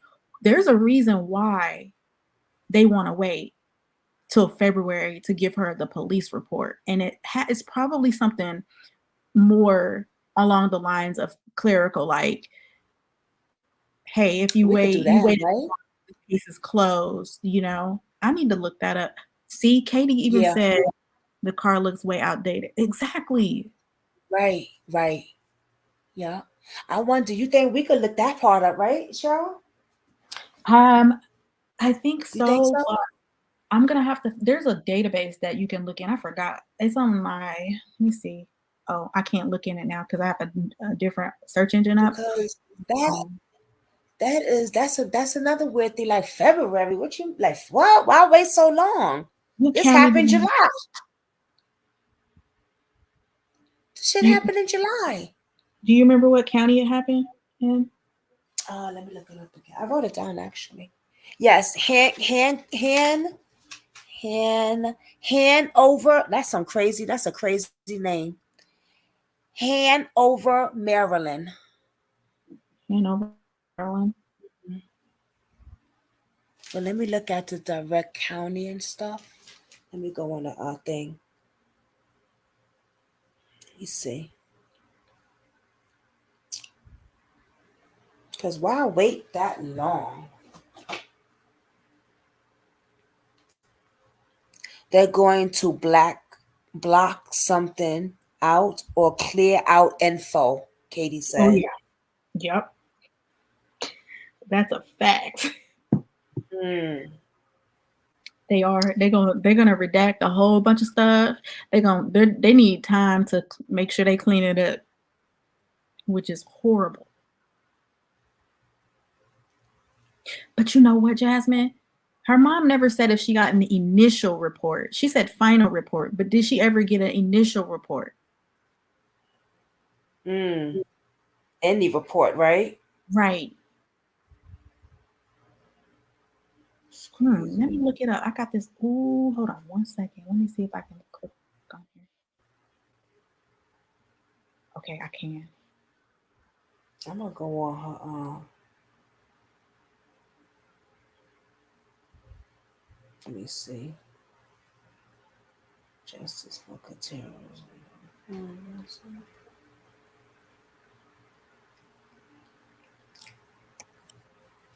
Okay, okay, the police. Okay, this is in Maryland Point Road, and oh, what the hell?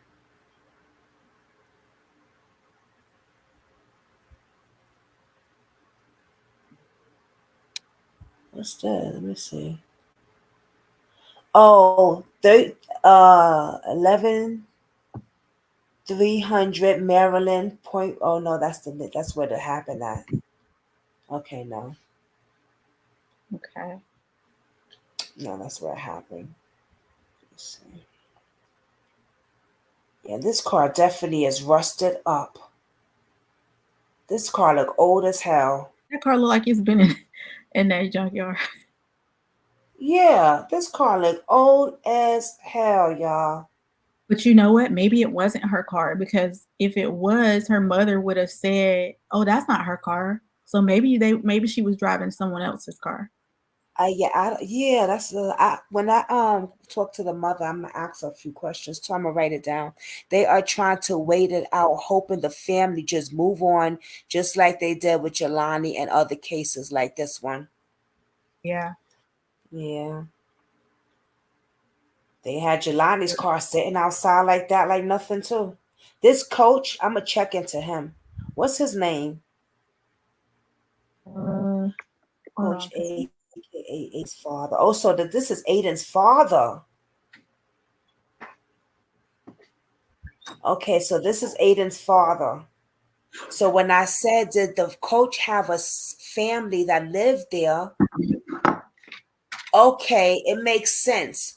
Let's backtrack a little bit. Okay, remember when I said, does the coach have family and stuff that made her a little more comfortable staying? The coach's son is Aiden, her best friend. Aiden, yeah, okay. So that's what it is. Like okay, wow. Oh, shit. Like Aiden is the best friend. One of them is the best friend, the male best friend.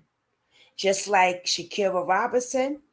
Remember, she had the male best friend. Then they went to Mexico because it was the friend's birthday. They went to Maryland because it was a friend's birthday. This is crazy, man. So this is Aiden. This is the coach's son. Oh, I'm just now seeing what he looks like. Okay. The one who stood back and drove. Allegedly, this is Aiden, a third wheel that supposedly stayed back to ride in another vehicle to go to the bowling alley with Zakira, Mike, and Rhonda. But his father is lying, stating Aiden never went. And then, right, because he never went to the bowling alley at all. Right. Interesting. I mean, how all these things adding up? You know something. You know. Whatever that word. Okay. An investigation revealed the driver of the vehicle was traveling on Maryland Point Road when the vehicle left the roadway and struck a tree, catching fire. 2 occupants were able to get out of the car, but a third person was pronounced deceased on the scene. That person has not been positively identified. The 2 occupants, 20 years old male from Haitieville and a 21 years old female from Texas, was transported to a hospital with serious injuries. The 2 friends Zakira was last seen with have not been honest about what really happened to Zkira Kemp. So I would be doing a community investigate. This is a group thing.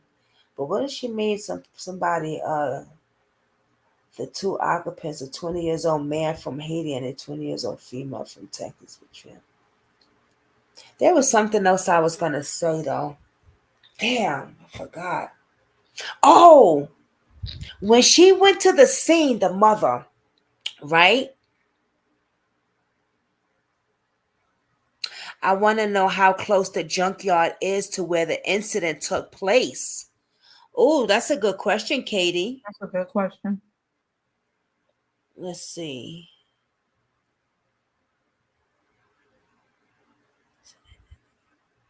Let me see the tires.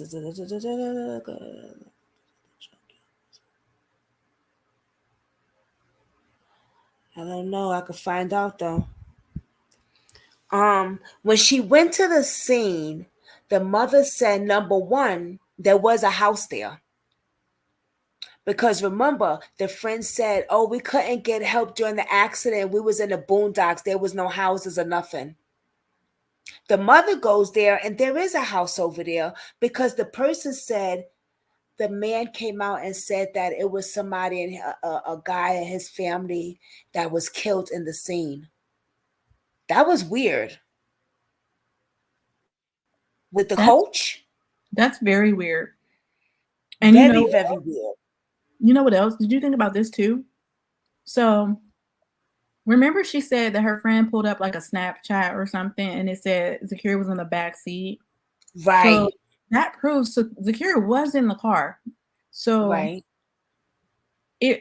So I'm thinking to myself, if the time is right, if the time is accurate, and it was staged or planned, right? I wonder how many other houses is this a road where you can do stuff like that, like pretend to crash a car or barely crash a car where no one else is going to be outside? Because if there's a house right there, yet that person in that house just happened to not be home, if that happened at that spot, right? Because truth be told, what they could have done is, and I just not thought of this, what they could have done is staged the spot, but the accident didn't really happen there. But then again, how would you do that without the police knowing or not knowing? Do you see what I'm saying? Like, what did they do? Right,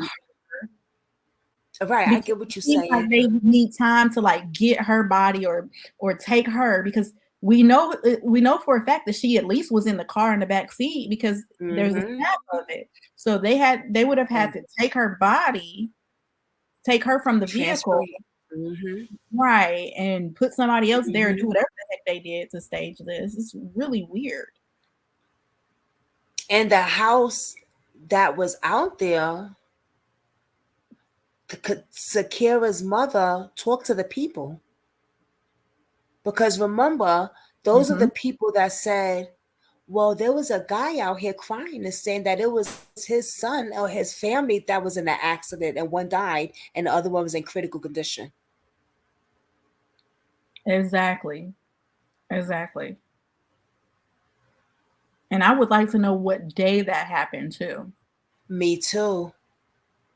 And did they not hear the commotion with an accident, the people in that house? Like, where's their sirens? That's why I don't wonder. I'm wondering if the accident really happened. What day did it happen? Right. There was no accident. That's why. This was staged. Exactly. There was no accident. This is messed up. Why isn't her car still with the police? Right, like Jelani, right. Since all evidence isn't there nor was her body identified. Right. Right.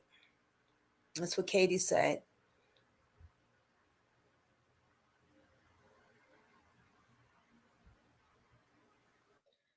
I don't even know how they let her body go without you leaving. Oh, I don't even know how they let her body go without her mom picking her up. Or it's just weird to me how they did everything that they wanted to do without any permission.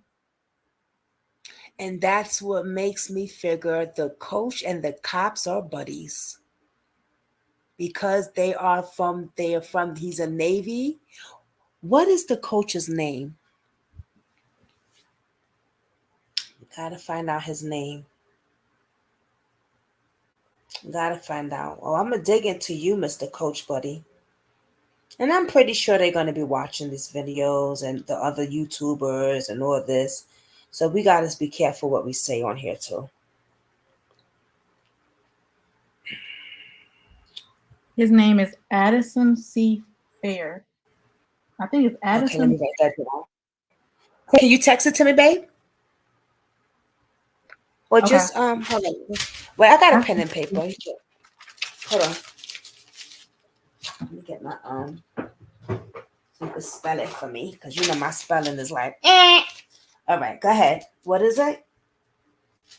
It's ADDISON.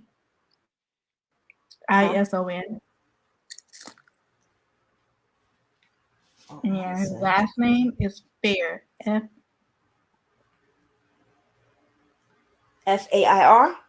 Yeah, sorry, I was chewing. Yeah, what you eating? Tacos. What you eating, tacos? I'm hungry too. Addison Fair, and that's the coach, right? I believe so. You might want to fact check that. I heard it on live. I was listening to it live yesterday, and I heard it, and I wrote it down. I tried to look him up, but I couldn't find his actual house. Like, I found a bunch of other addresses. He's had so many addresses. I found 18. It's ridiculous. Really? Mm-hmm. Shit. Makes me sounds like what's her name? From Jelani's thing. Well, damn, or her. Well. Nope. I found him. That's his name, mommy. You had it right. Okay. Found him on Facebook. Oh, wow. He popped right up. Boom. Yeah.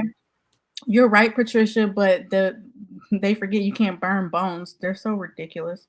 Oh, that's him? That looks like him.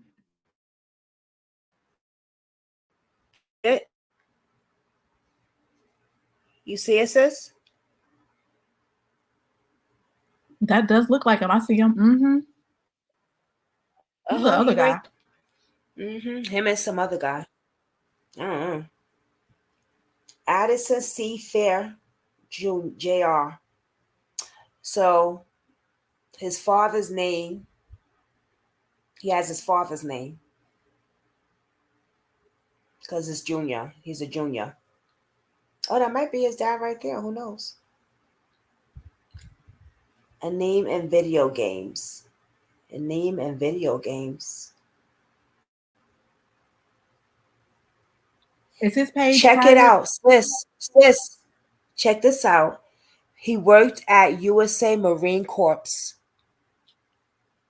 Okay. Is his page open to view? Yeah. That's weird. With everybody that's been talking about it, now I'm skeptical because I'm sure someone like him would have blocked it, like put it on private by now. That tells you he's cocky. I don't know, because people could. I doubt he wants people commenting. Or anybody? Let me look, because I'm trying to see if anybody's saying anything in the comments. Let me see. Because you know how people are. You know how Go straight to the start putting them on blast.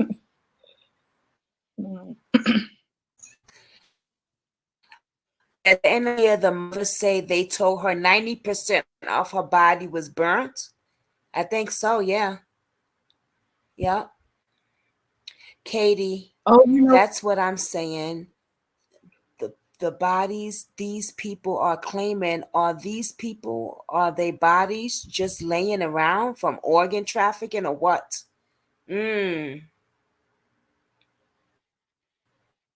That's true. What you was gonna say, Asha? Oh no, I'm looking. I'm like, this is him because he is a coach and he's got his stuff on there.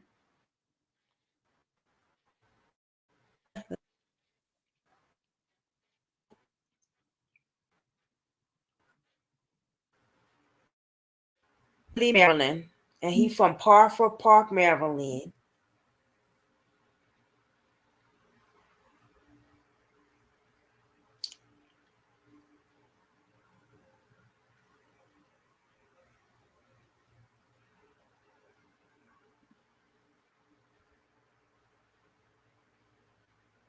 He worked at a Marine Corps, studied psych, and Maryland.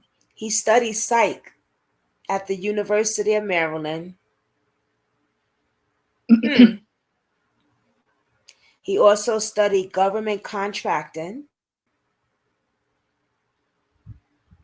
Okay. Why do we have a mutual friend? Do I even know this guy?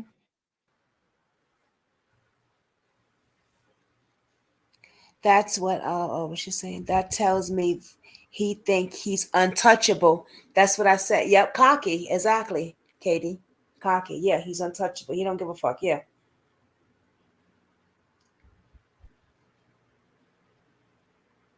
Yep.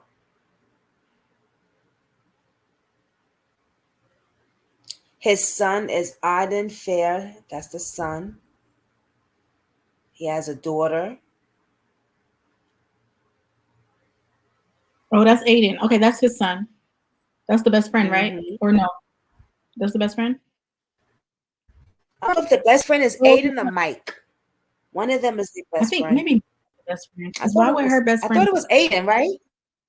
That's what I thought. But then again, that wouldn't make sense because that would be weird for her best friend for it to be the coach that's his dad. But I guess that could be true. The male though. Yeah.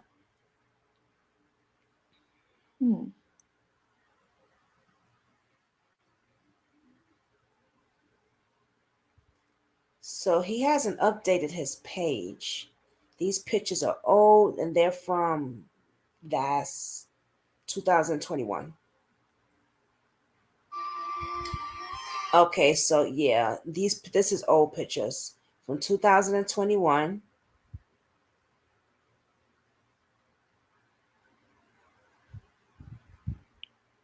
So he isn't on on Facebook.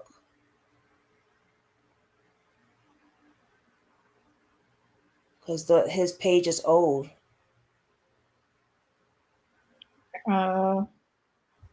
Yeah, that was from 2021. Well, he's got 22 stuff on here. You do? Wait a minute, let me go back. You're looking at the same. You're looking at Addison? Uh-huh. Yeah, he's got his first is from November. Well, he shared it. I think somebody named Malik. I think shared it. 2000.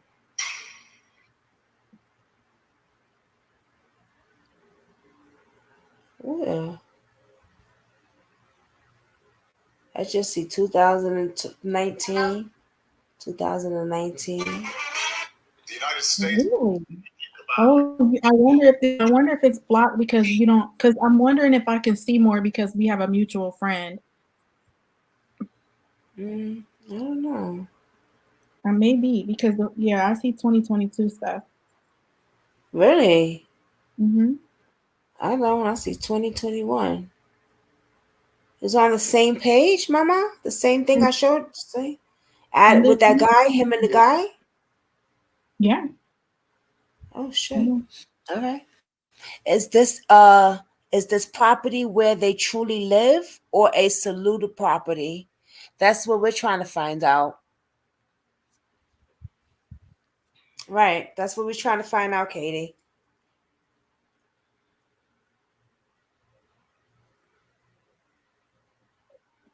That house that they was at, is that his house or is that, you know what I mean? Because the mother said that didn't the mother say she went to the house or she was gonna go to the house? She was gonna go. And I'm wondering that too, Katie. I didn't think of that, like whether it's like another property that he has or if it's his home. Now Mm-hmm. that does make a lot of sense because if he is doing, Right. whatever. He has other places, right? Mm-hmm.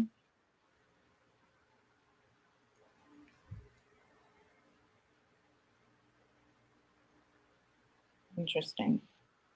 That's what I was saying before. I think did I say that before, y'all, or no? I probably didn't, but I sure was thinking that shit. Because if he's doing this, that's just a trap house. Like Alana Lanier, she went to that place.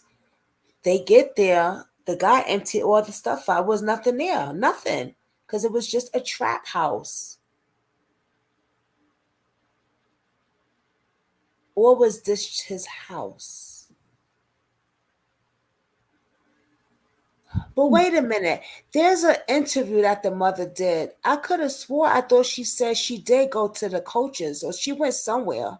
She was going to, but then when she got there, I don't know if she went there and found out or if someone told her, but she said the way it was set up, didn't want to risk it because it's like a one-way in, Right, one-way. right. And she Yeah. didn't want to bring her friend with her to get, because she didn't want Right. to risk her life. So Right. she did go, but she turned back around or something, I think. Like, yeah, because I she's a think one way or something. This is like, there's so much to this story. I got to look this coach, I'm gonna get in your ass. And then the fact that they're like taking jabs at her and they are being so rude and disrespectful, and this woman lost her daughter allegedly. Who does that? Like, y'all put more attention on yourselves doing that. And I noticed that there's a lot of YouTubers that's being disrespectful to her too. Yeah, what's Did you that see about? that? I saw one person. Well, I was talking about her relationship with her daughter. I saw two so far. Calling her a liar, and then the other YouTuber going at her, and I'm like, and he interviewed her. The one calling her a liar? Yeah. He was the What? first one, I think. Yeah. He interviewed her. You know what? I wonder. Okay, so I don't want to blow his. I'm gonna talk to you. Yeah. okay. Mm-hmm. Yeah, Yeah. because I saw the one with the other guy who they made to take his videos down. Yeah. But he wasn't. Yeah, I like him too. I do too, but I know who you're talking about now. Okay. Yeah. The one who told him to do that is the one who is talking Yeah. about the mother now. And that's probably because, well, I don't agree with what he did, but truth be told, Either. the mom was like, look, my daughter's missing. This is not, an exclusive story for you to just grow your channel or whatever. I'm trying to find my daughter. I don't have time for this. That's the way I took, and that's probably why he is behaving that way. I don't know him, but yeah, me either. I just don't understand another reason like why you would do that. Yeah, because there's other people that had used his content before. Yeah, and he was really about it, and I'm like, I don't understand, but and now he did a video talking about the lady. I'm like, oh shit, the hell. See, I didn't see that. That's crazy. Yeah. And I'm Martin, like, oh, what is this? Martin, What's the rest of his channel name? I like him. Martin. He's the one that had. He did really good on that video. It's a shame he took that video down. That's what I was gonna say. He did an amazing job. It was better than the other guys, the North Carolina. Yeah, that's how I really got into the store, because of his video. Mm-hmm. I mean, he did an excellent job. Yeah, he did excellent. Damn, man. I hope they allow him to put it back up, and even if they don't, I hope that he's able to do the video again, but like just stuff that, you know what I mean, just fix it to where he can kind of blur out the other stuff, the interview, because I don't think it was fair, and it was so helpful. I mean, he did a great job. Excellent. He gave the guy a shout out. He even pinned the thing like I did. He did everything he was supposed to do, but yeah.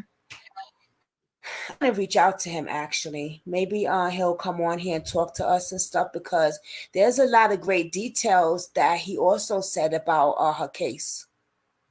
Yeah. You know what I'm saying? And I think that would be very I'm gonna reach out to him. I saw he was on another YouTube channel a few days ago actually. Oh wow. Yeah, yep. They asked him to come on because they didn't like what was done to him. And like he said, this is about like you just said, getting the story out. Yeah. You know what I mean? Yep. And you and I had the same conversation. Remember, I was like, man, because I get how white people do it out of courtesy. Of course, I would always, but even with the story, and when you and I had a conversation, you were like, I know you did Daniel's story. Well, I was like, I do not own any story. Like, I'm glad that you just do it. You just break it down. You like Martin. That's who you and Martin, man. Y'all just y'all rock. Y'all just so good. I was like, I don't own YouTube, and everybody, everybody has an audience, and we all in this together. And that's one thing I love about YouTube. It's like, and the community. But see, people who have this selfish mentality, you're not gonna grow that way. And so, you got to do it because you're passionate about it and because you want to do it, not for followers or subscribers. You got to do this because you really do it. And when you do it, you'll grow. You'll grow. If it's meant to happen, you'll grow. So I was like, I'm not gonna do the Daniel Robinson because Shell Nation, she does it. That's her baby right there. She was like, I don't own that. But the way I was just trying to say, like, you do such an amazing job, the way you do your stories and the facts you put in, and you just break it down a certain way. Like, I can't even explain it. It's just really, really good. And I know that you have been on it from day one. I know there's other YouTubers that have been on it too, but I ain't talking about that. I'm talking about you. You know what I'm saying? Like, because I'm close with you. I appreciate that. I do. I appreciate that a lot. But all our voices heard, and I appreciate everybody's voice. So it's like everybody talking about it. Yeah, it needs to get out. Yeah, you're right. That's why I was like, yeah. And even if you share, that's why I was like, you know what? Share my videos. Thank you. That's why I was like, you know what? It is. I should say so, because I didn't really talk about Daniel's case like that. I said a few things, but I was like, oh, you know what? Maybe I should say something, because his poor father's still trying to get justice. Still. Like, wow. You know what I mean? Yeah. So I had showed your video with it this summer, and I put your link down in the bottom for people to come on and subscribe to your channel. And I showed your video with it and stuff like that. And I put it all over Facebook and everywhere. Thank you. That was really I want to do another one like that of yours, because there's another one I saw. You just good. I'm sorry. Yeah, I'm sorry. This is my girl. She does a really good job. Let me tell you, I got a headache right now because I'm working on this Cairo case, and I'm almost done. Wait, put your description in the comments. If y'all not subscribed to Shell Nation, what y'all waiting for? I think everybody here is subscribed to you, but if y'all not, please go over there and subscribe to her. Thank you. yeah, I think I have your thing in here, matter of fact. Jasmine, I'm gonna probably send you this link first because I need a couple people. I'm gonna send it to you and a couple people first because I just need a couple people to. I'm so exhausted and child, working hard. it's gonna blow your mind. That's how exhausted I am. Working hard. I got your link saved in my things too. So I could just hit it on here. I'll put it in for you. Hold on. Katie said, I just questioned it due to the signs posted on the property. Yeah, like the keep out sign, or what is it? What did it say again? Like private property, no trespassing.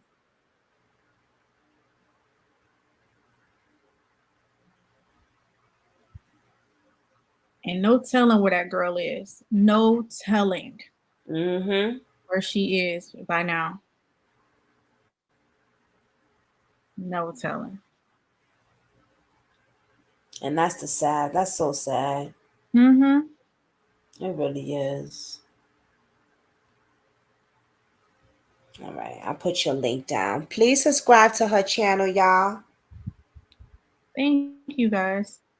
Yeah.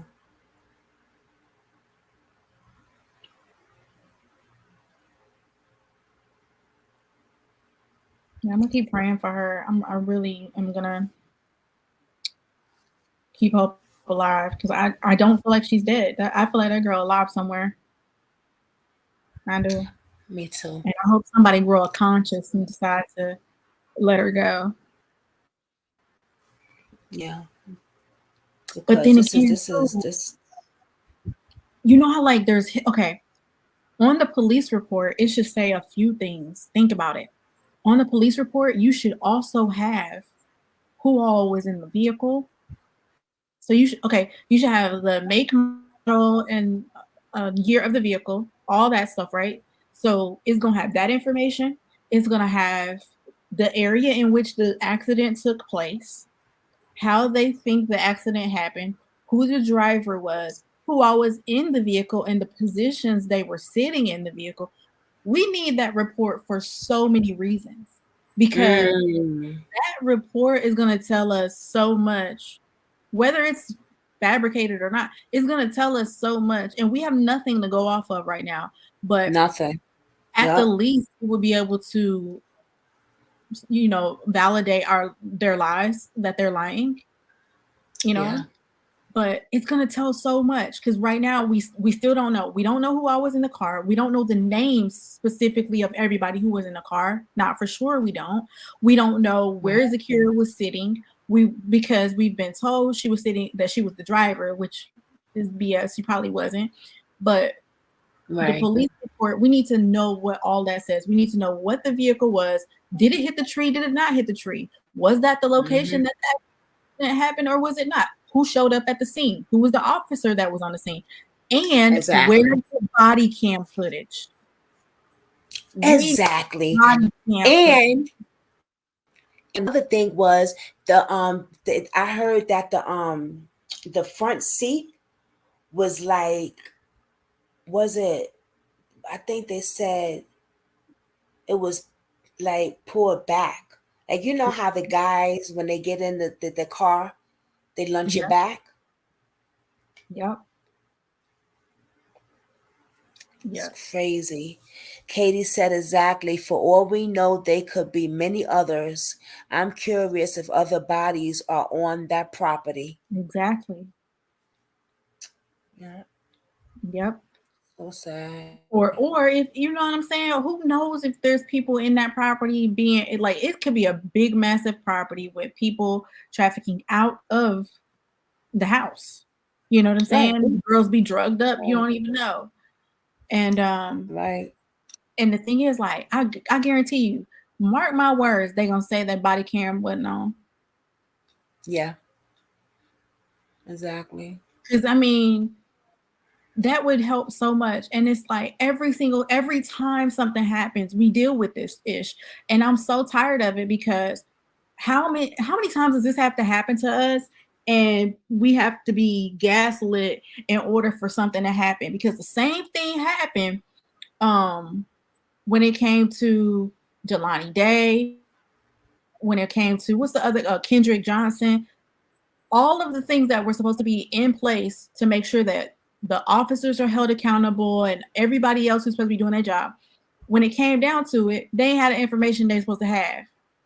So here's another case where it shouldn't be this damn predictable. That's what I'm saying. We shouldn't be able to predict that we're not going to get this information. So how you mean to tell me the coroner, the medical examiner, the officers, the lawyer, ain't nobody got no information? How does that happen? How does that happen? Big covered up. Patricia said, we just can't seem to get on code like other groups. We always have them, Cambo Negroes. Yes, I said it, and it's true. That's why we can't get any help with all these crimes happening to our Black people. Yeah. Yeah. Body cam photos and the 911 call, Katie said. And the 911 call. The 911 call. All of that. Mark my words. We not gonna get it. We're not gonna get it. And that should be an indication. Listen, I think that there should be a list of things that should be given to us when things like this happen. And on that list, I think that if two, like 6 or 7 things on this list that we're supposed to have: body cam footage, photos, 911 call, police report, medical examiner's report, and whatever else, like witness reports or whatever. Because how did they get help? Exactly. Remember, they said, oh, there was no houses around. So where the hell did you run to get help? Because it was houses around, but their lying ass said, oh, was no houses around. So how did you get help? I was so beat up and injured and he was so injured with his lung collapse and everything, but he pulled his girlfriend out the car. We're calling 911 because the way y'all telling, you got one dead person. The girl, you said the girl was passed out. Remember they said the girl had fainted or something. That's right. Yep. So if you got collapsed lungs, ain't nobody. It sounds to me like you got one passed out person, one person with collapsed lungs, and you got one dead person. Who called the police? Right. Exactly. Who got the help? This is crazy, man. Oh my God. I feel like on this list of 7 items, if you can't get like 2 or 3 items are missing, then it should be considered a cover up, because you can't have this much discrepancy, this many people not doing their job. No. It's definitely a cover up for sure. And a lot of cases we starting to see more and more like this, especially when it comes to young females missing. Now this one, they switched around on this one. This one not missing. They switched around and they must have planned and said, now we're not gonna do a missing on this one. We're gonna say she burned in the fire. It's annoying. You know what I'm saying? Like, let's switch it up a little bit. Because, there's a lot of, they doing a lot of missing cases and they switch it up. We don't want nobody to catch on to us. Just shit like that. I don't know. I'm just saying, like, allegedly. God knows what these motherfuckers be thinking. It keeps happening. Katie said, I bet they tell her mother she needs a subpoena to get those items. See, and they should not. Isn't that sad? Why? That's a damn shame. And you know what? I would get one too. I sure would. That's when you covering up stuff. Exactly. That's when you got something to hide.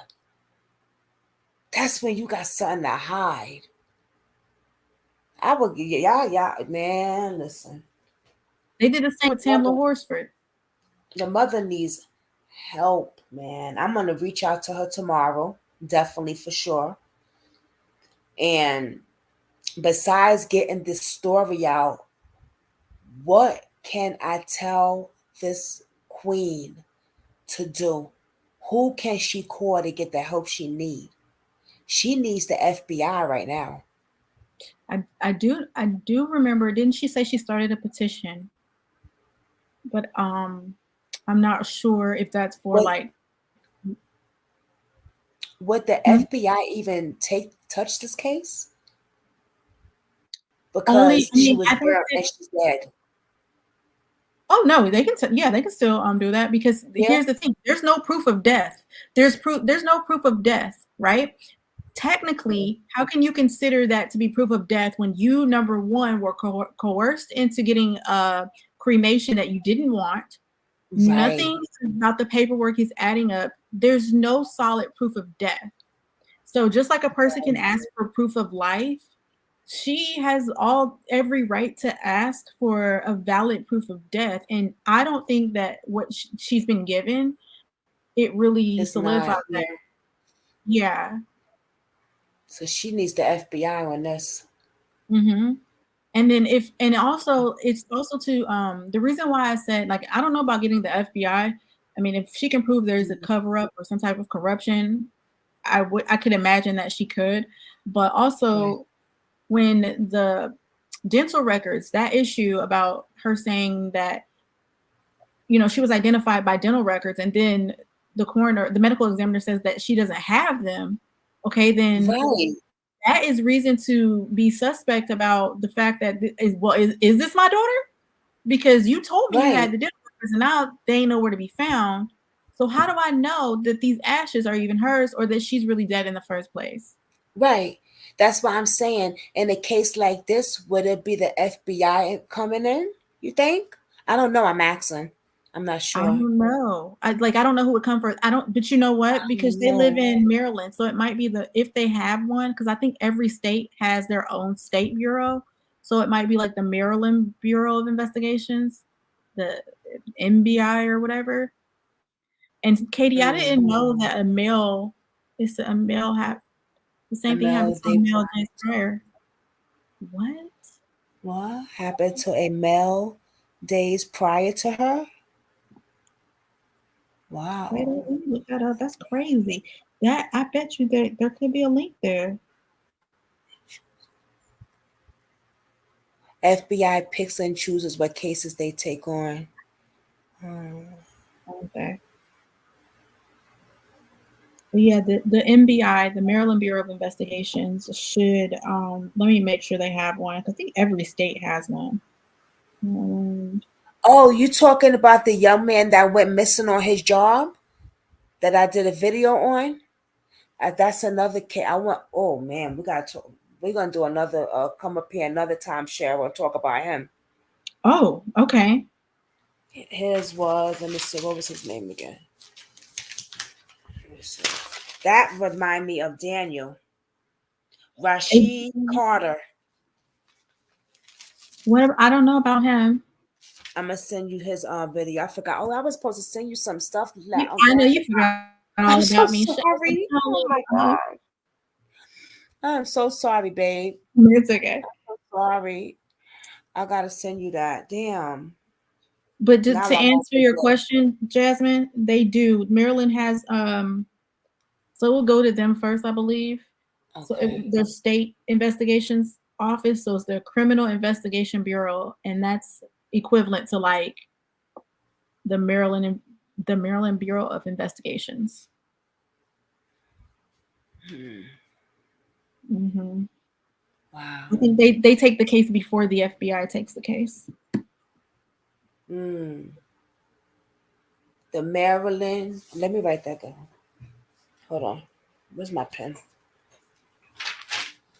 Okay. Say that again, babe. The Maryland. Mm-hmm.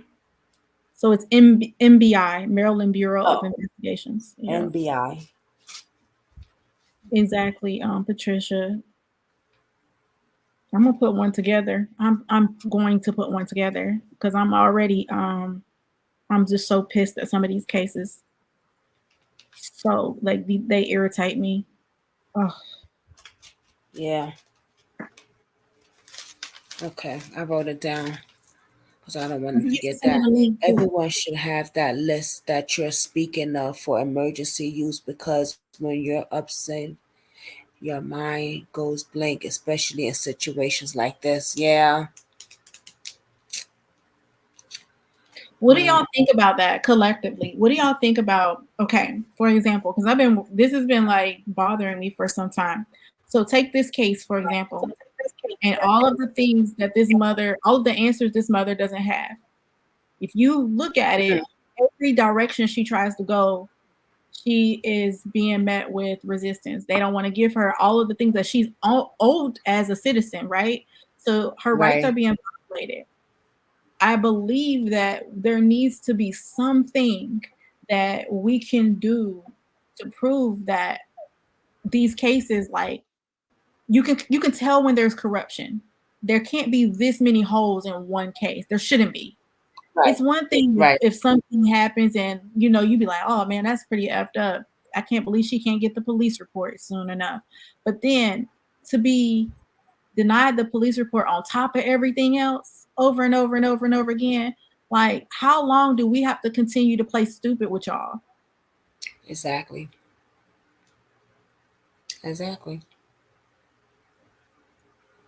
When does it stop though? Like, I get so fucking pissed off. Excuse my language. But it's happening more and more and more and more and more.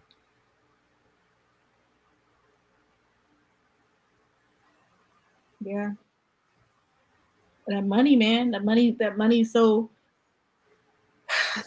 so good to some people they can't say no. Greed. Yeah, that's the bottom line, is greed. It's true. Everybody's greedy. It make you want to stay in the house. When all this stuff's happened, like you said, the list, like, what do we tell these parents? What do they do? Who do they go to? Okay, we go to the NBI. That's one. But then what about if they don't help? Then it's the FBI. Then what about if they don't help? It's like, you know what I'm saying? It's like, you know how the doors keep slamming? You know what I mean? Exactly. And it should tell you hard, because Tamla Horsford case it was corruption there. And remember the chief was talking bad about her, sending her pictures of her body to his girlfriends and stuff, doing all this stuff behind, he was being very disrespectful. So then they got the case, and the only reason they moved it to the Georgia Bureau of Investigation, the GBI, is because that's when, remember, all the celebrities started talking about it. It was like T.I. and a bunch of other people, right? So then they looked at it, but then they continued to drag it on.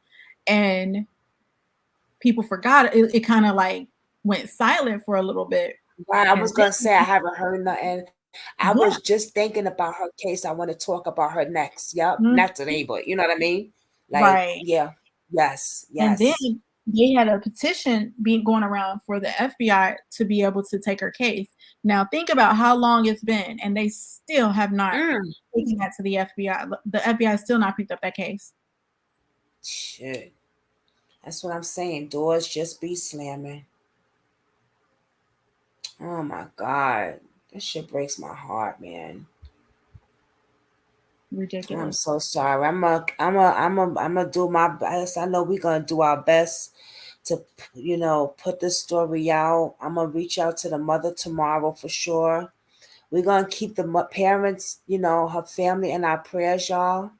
Yeah.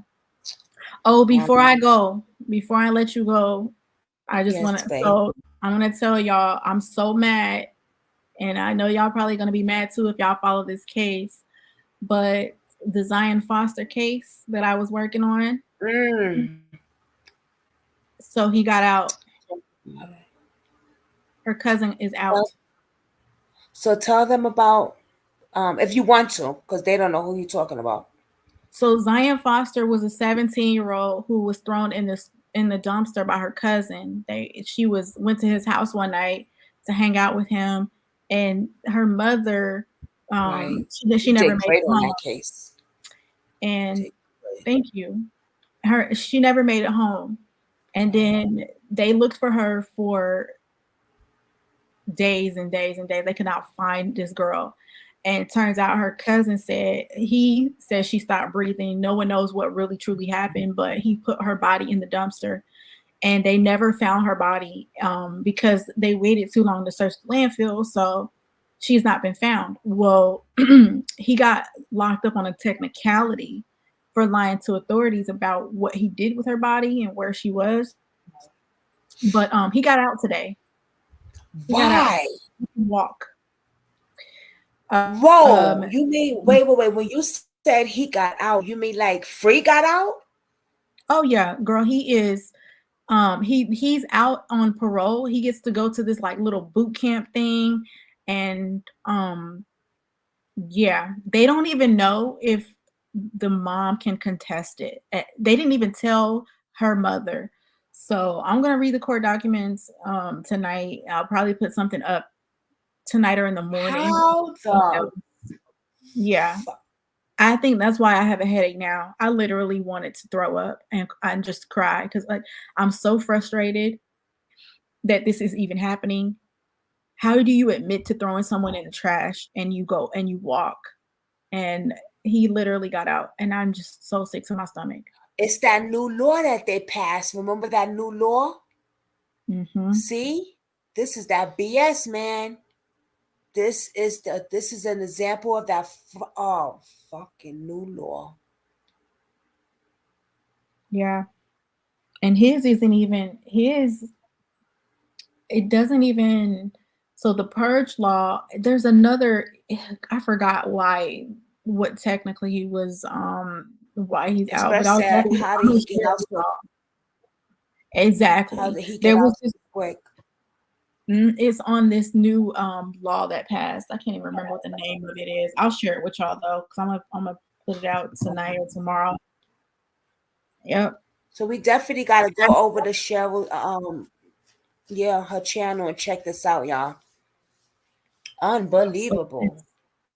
I'm so pissed. It didn't hit me at first when you said get out. I didn't know what story exactly you was talking about. Mm-hmm. When you said he got out, I thought you was talking about another story you're working on now. No, yeah, I'm talking about that old one. Oh, And it ain't even been a year. I don't think he got locked up. It ain't even been a year. It hasn't even been a year. Murder. Like you threw somebody in the trash like garbage, and you get to walk. This is a joke. It's so embarrassing. It's embarrassing that this can even be a thing. That's that new law. That's why I was so mad a few months ago, or whenever they started talking about that new law about, how, remember the prison system? Oh yeah. How they gonna be letting people out that even has high crimes and shit.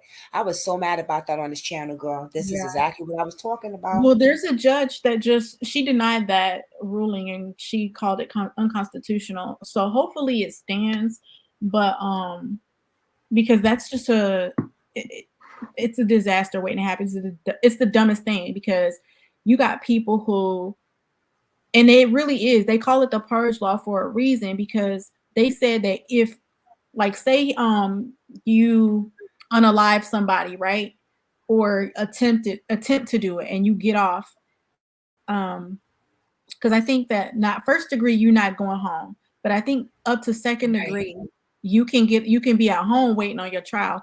But say someone else is afraid and like intimidated because you're home and you do something to them, the police can't pick you up for 48 hours. So you could just go out and just be shooting people for 48 hours. Wow. No. Unbelievable. Yeah. That's a shame. That's a damn shame. I would sue the hell out of them people. I sue every damn body shit. Katie, so does the police. Like I said, we have no justice, even though we pay them salaries like everyone else. I'm so sorry that happened. You had broke down her story really well. You break down all the stories good, but I remember we watching your video on that.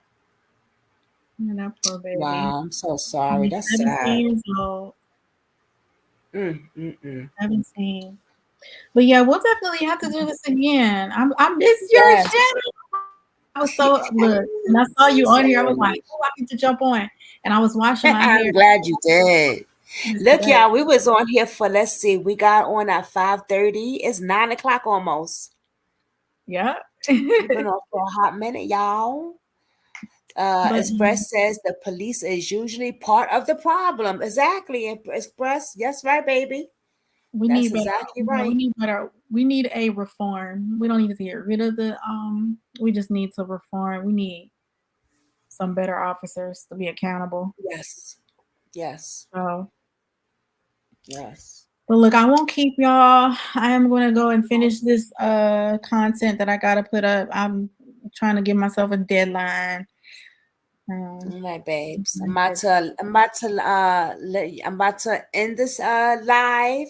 Thank you, Cheryl Nation, for joining Thank us, Brooklyn you. Thank you for Squad. having me up. So So good to see all of much. y'all. Thank you for Yes, thank you for supporting. You've always been one of the ones that support. I appreciate it, girl. You don't know, it's my boo right here, y'all. And I And and, she and I always got good ain't forget I got you, stuff. Katie. I got you, girl. I got you. I got you. I know. All Always right, got y'all. good stuff. Thank All you, right. babe. We'll Mwah. talk. Mwah. Yes, we will talk. Bye-bye. Bye. All right, Brooklyn Squad. That's Cheryl Nation. Y'all know who she is. If you didn't, you know now. Please go and subscribe to her channel. Go show her some love. Go look at her playlist because it is amazing. She really is for the victims. Okay? Passion, as you see, really for the victims. This was a very long live, but it needed to be done. I know some of you guys messaged me on texting or private messages. You going live on this story? You going live on this? And I went live on this story. Where's Shay at? She the one that wanted me so much to go live. Where you at, girl? I'm shouting you out. It's all right. She'll catch the replay. She probably something came up. I hope she's all right. I'm definitely gonna check on her though. But she know I love her. If Shay ain't here, that means she is busy, y'all. Okay? You know she take care of her loved ones as well. So let's just pray that everything's all right with her. I'm gonna check on her though. You know, that's my girl, Shay too. So um Express, I love you, babe. Bye.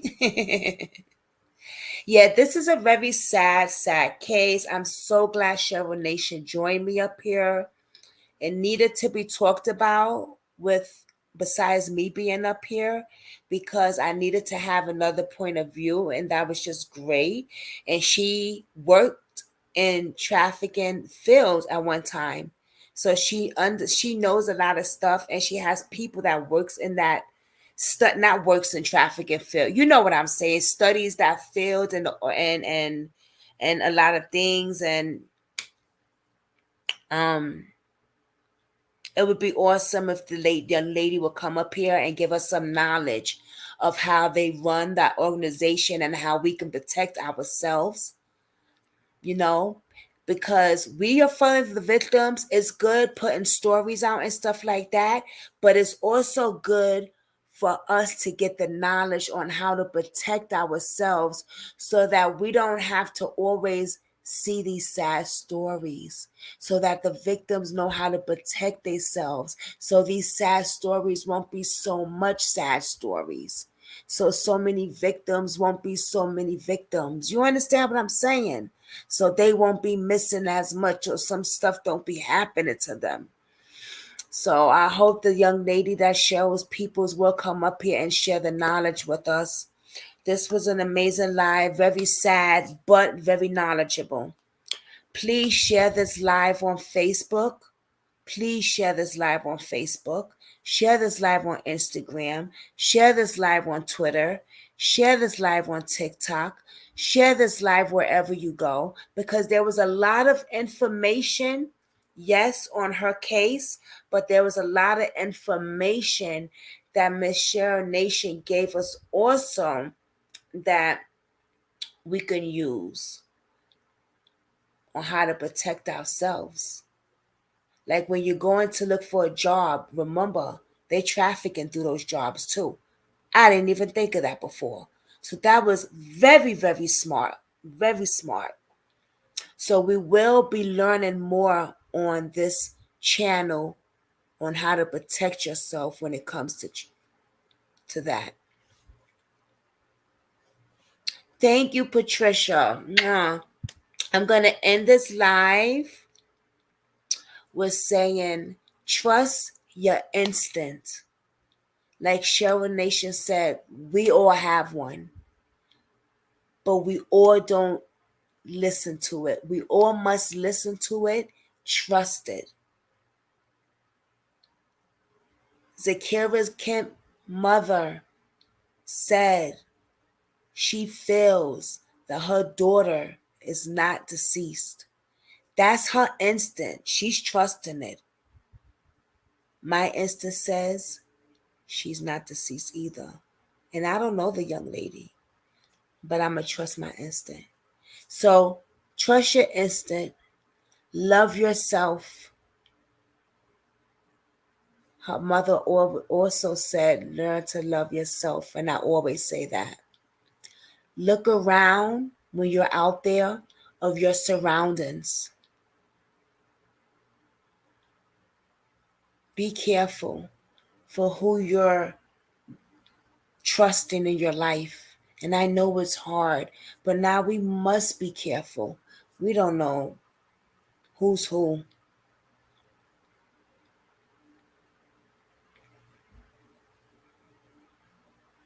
Hold those dearly to your heart because you never know when you're going to see them tomorrow. You never know. Tomorrow's not promised. I love you, Brooklyn Squad.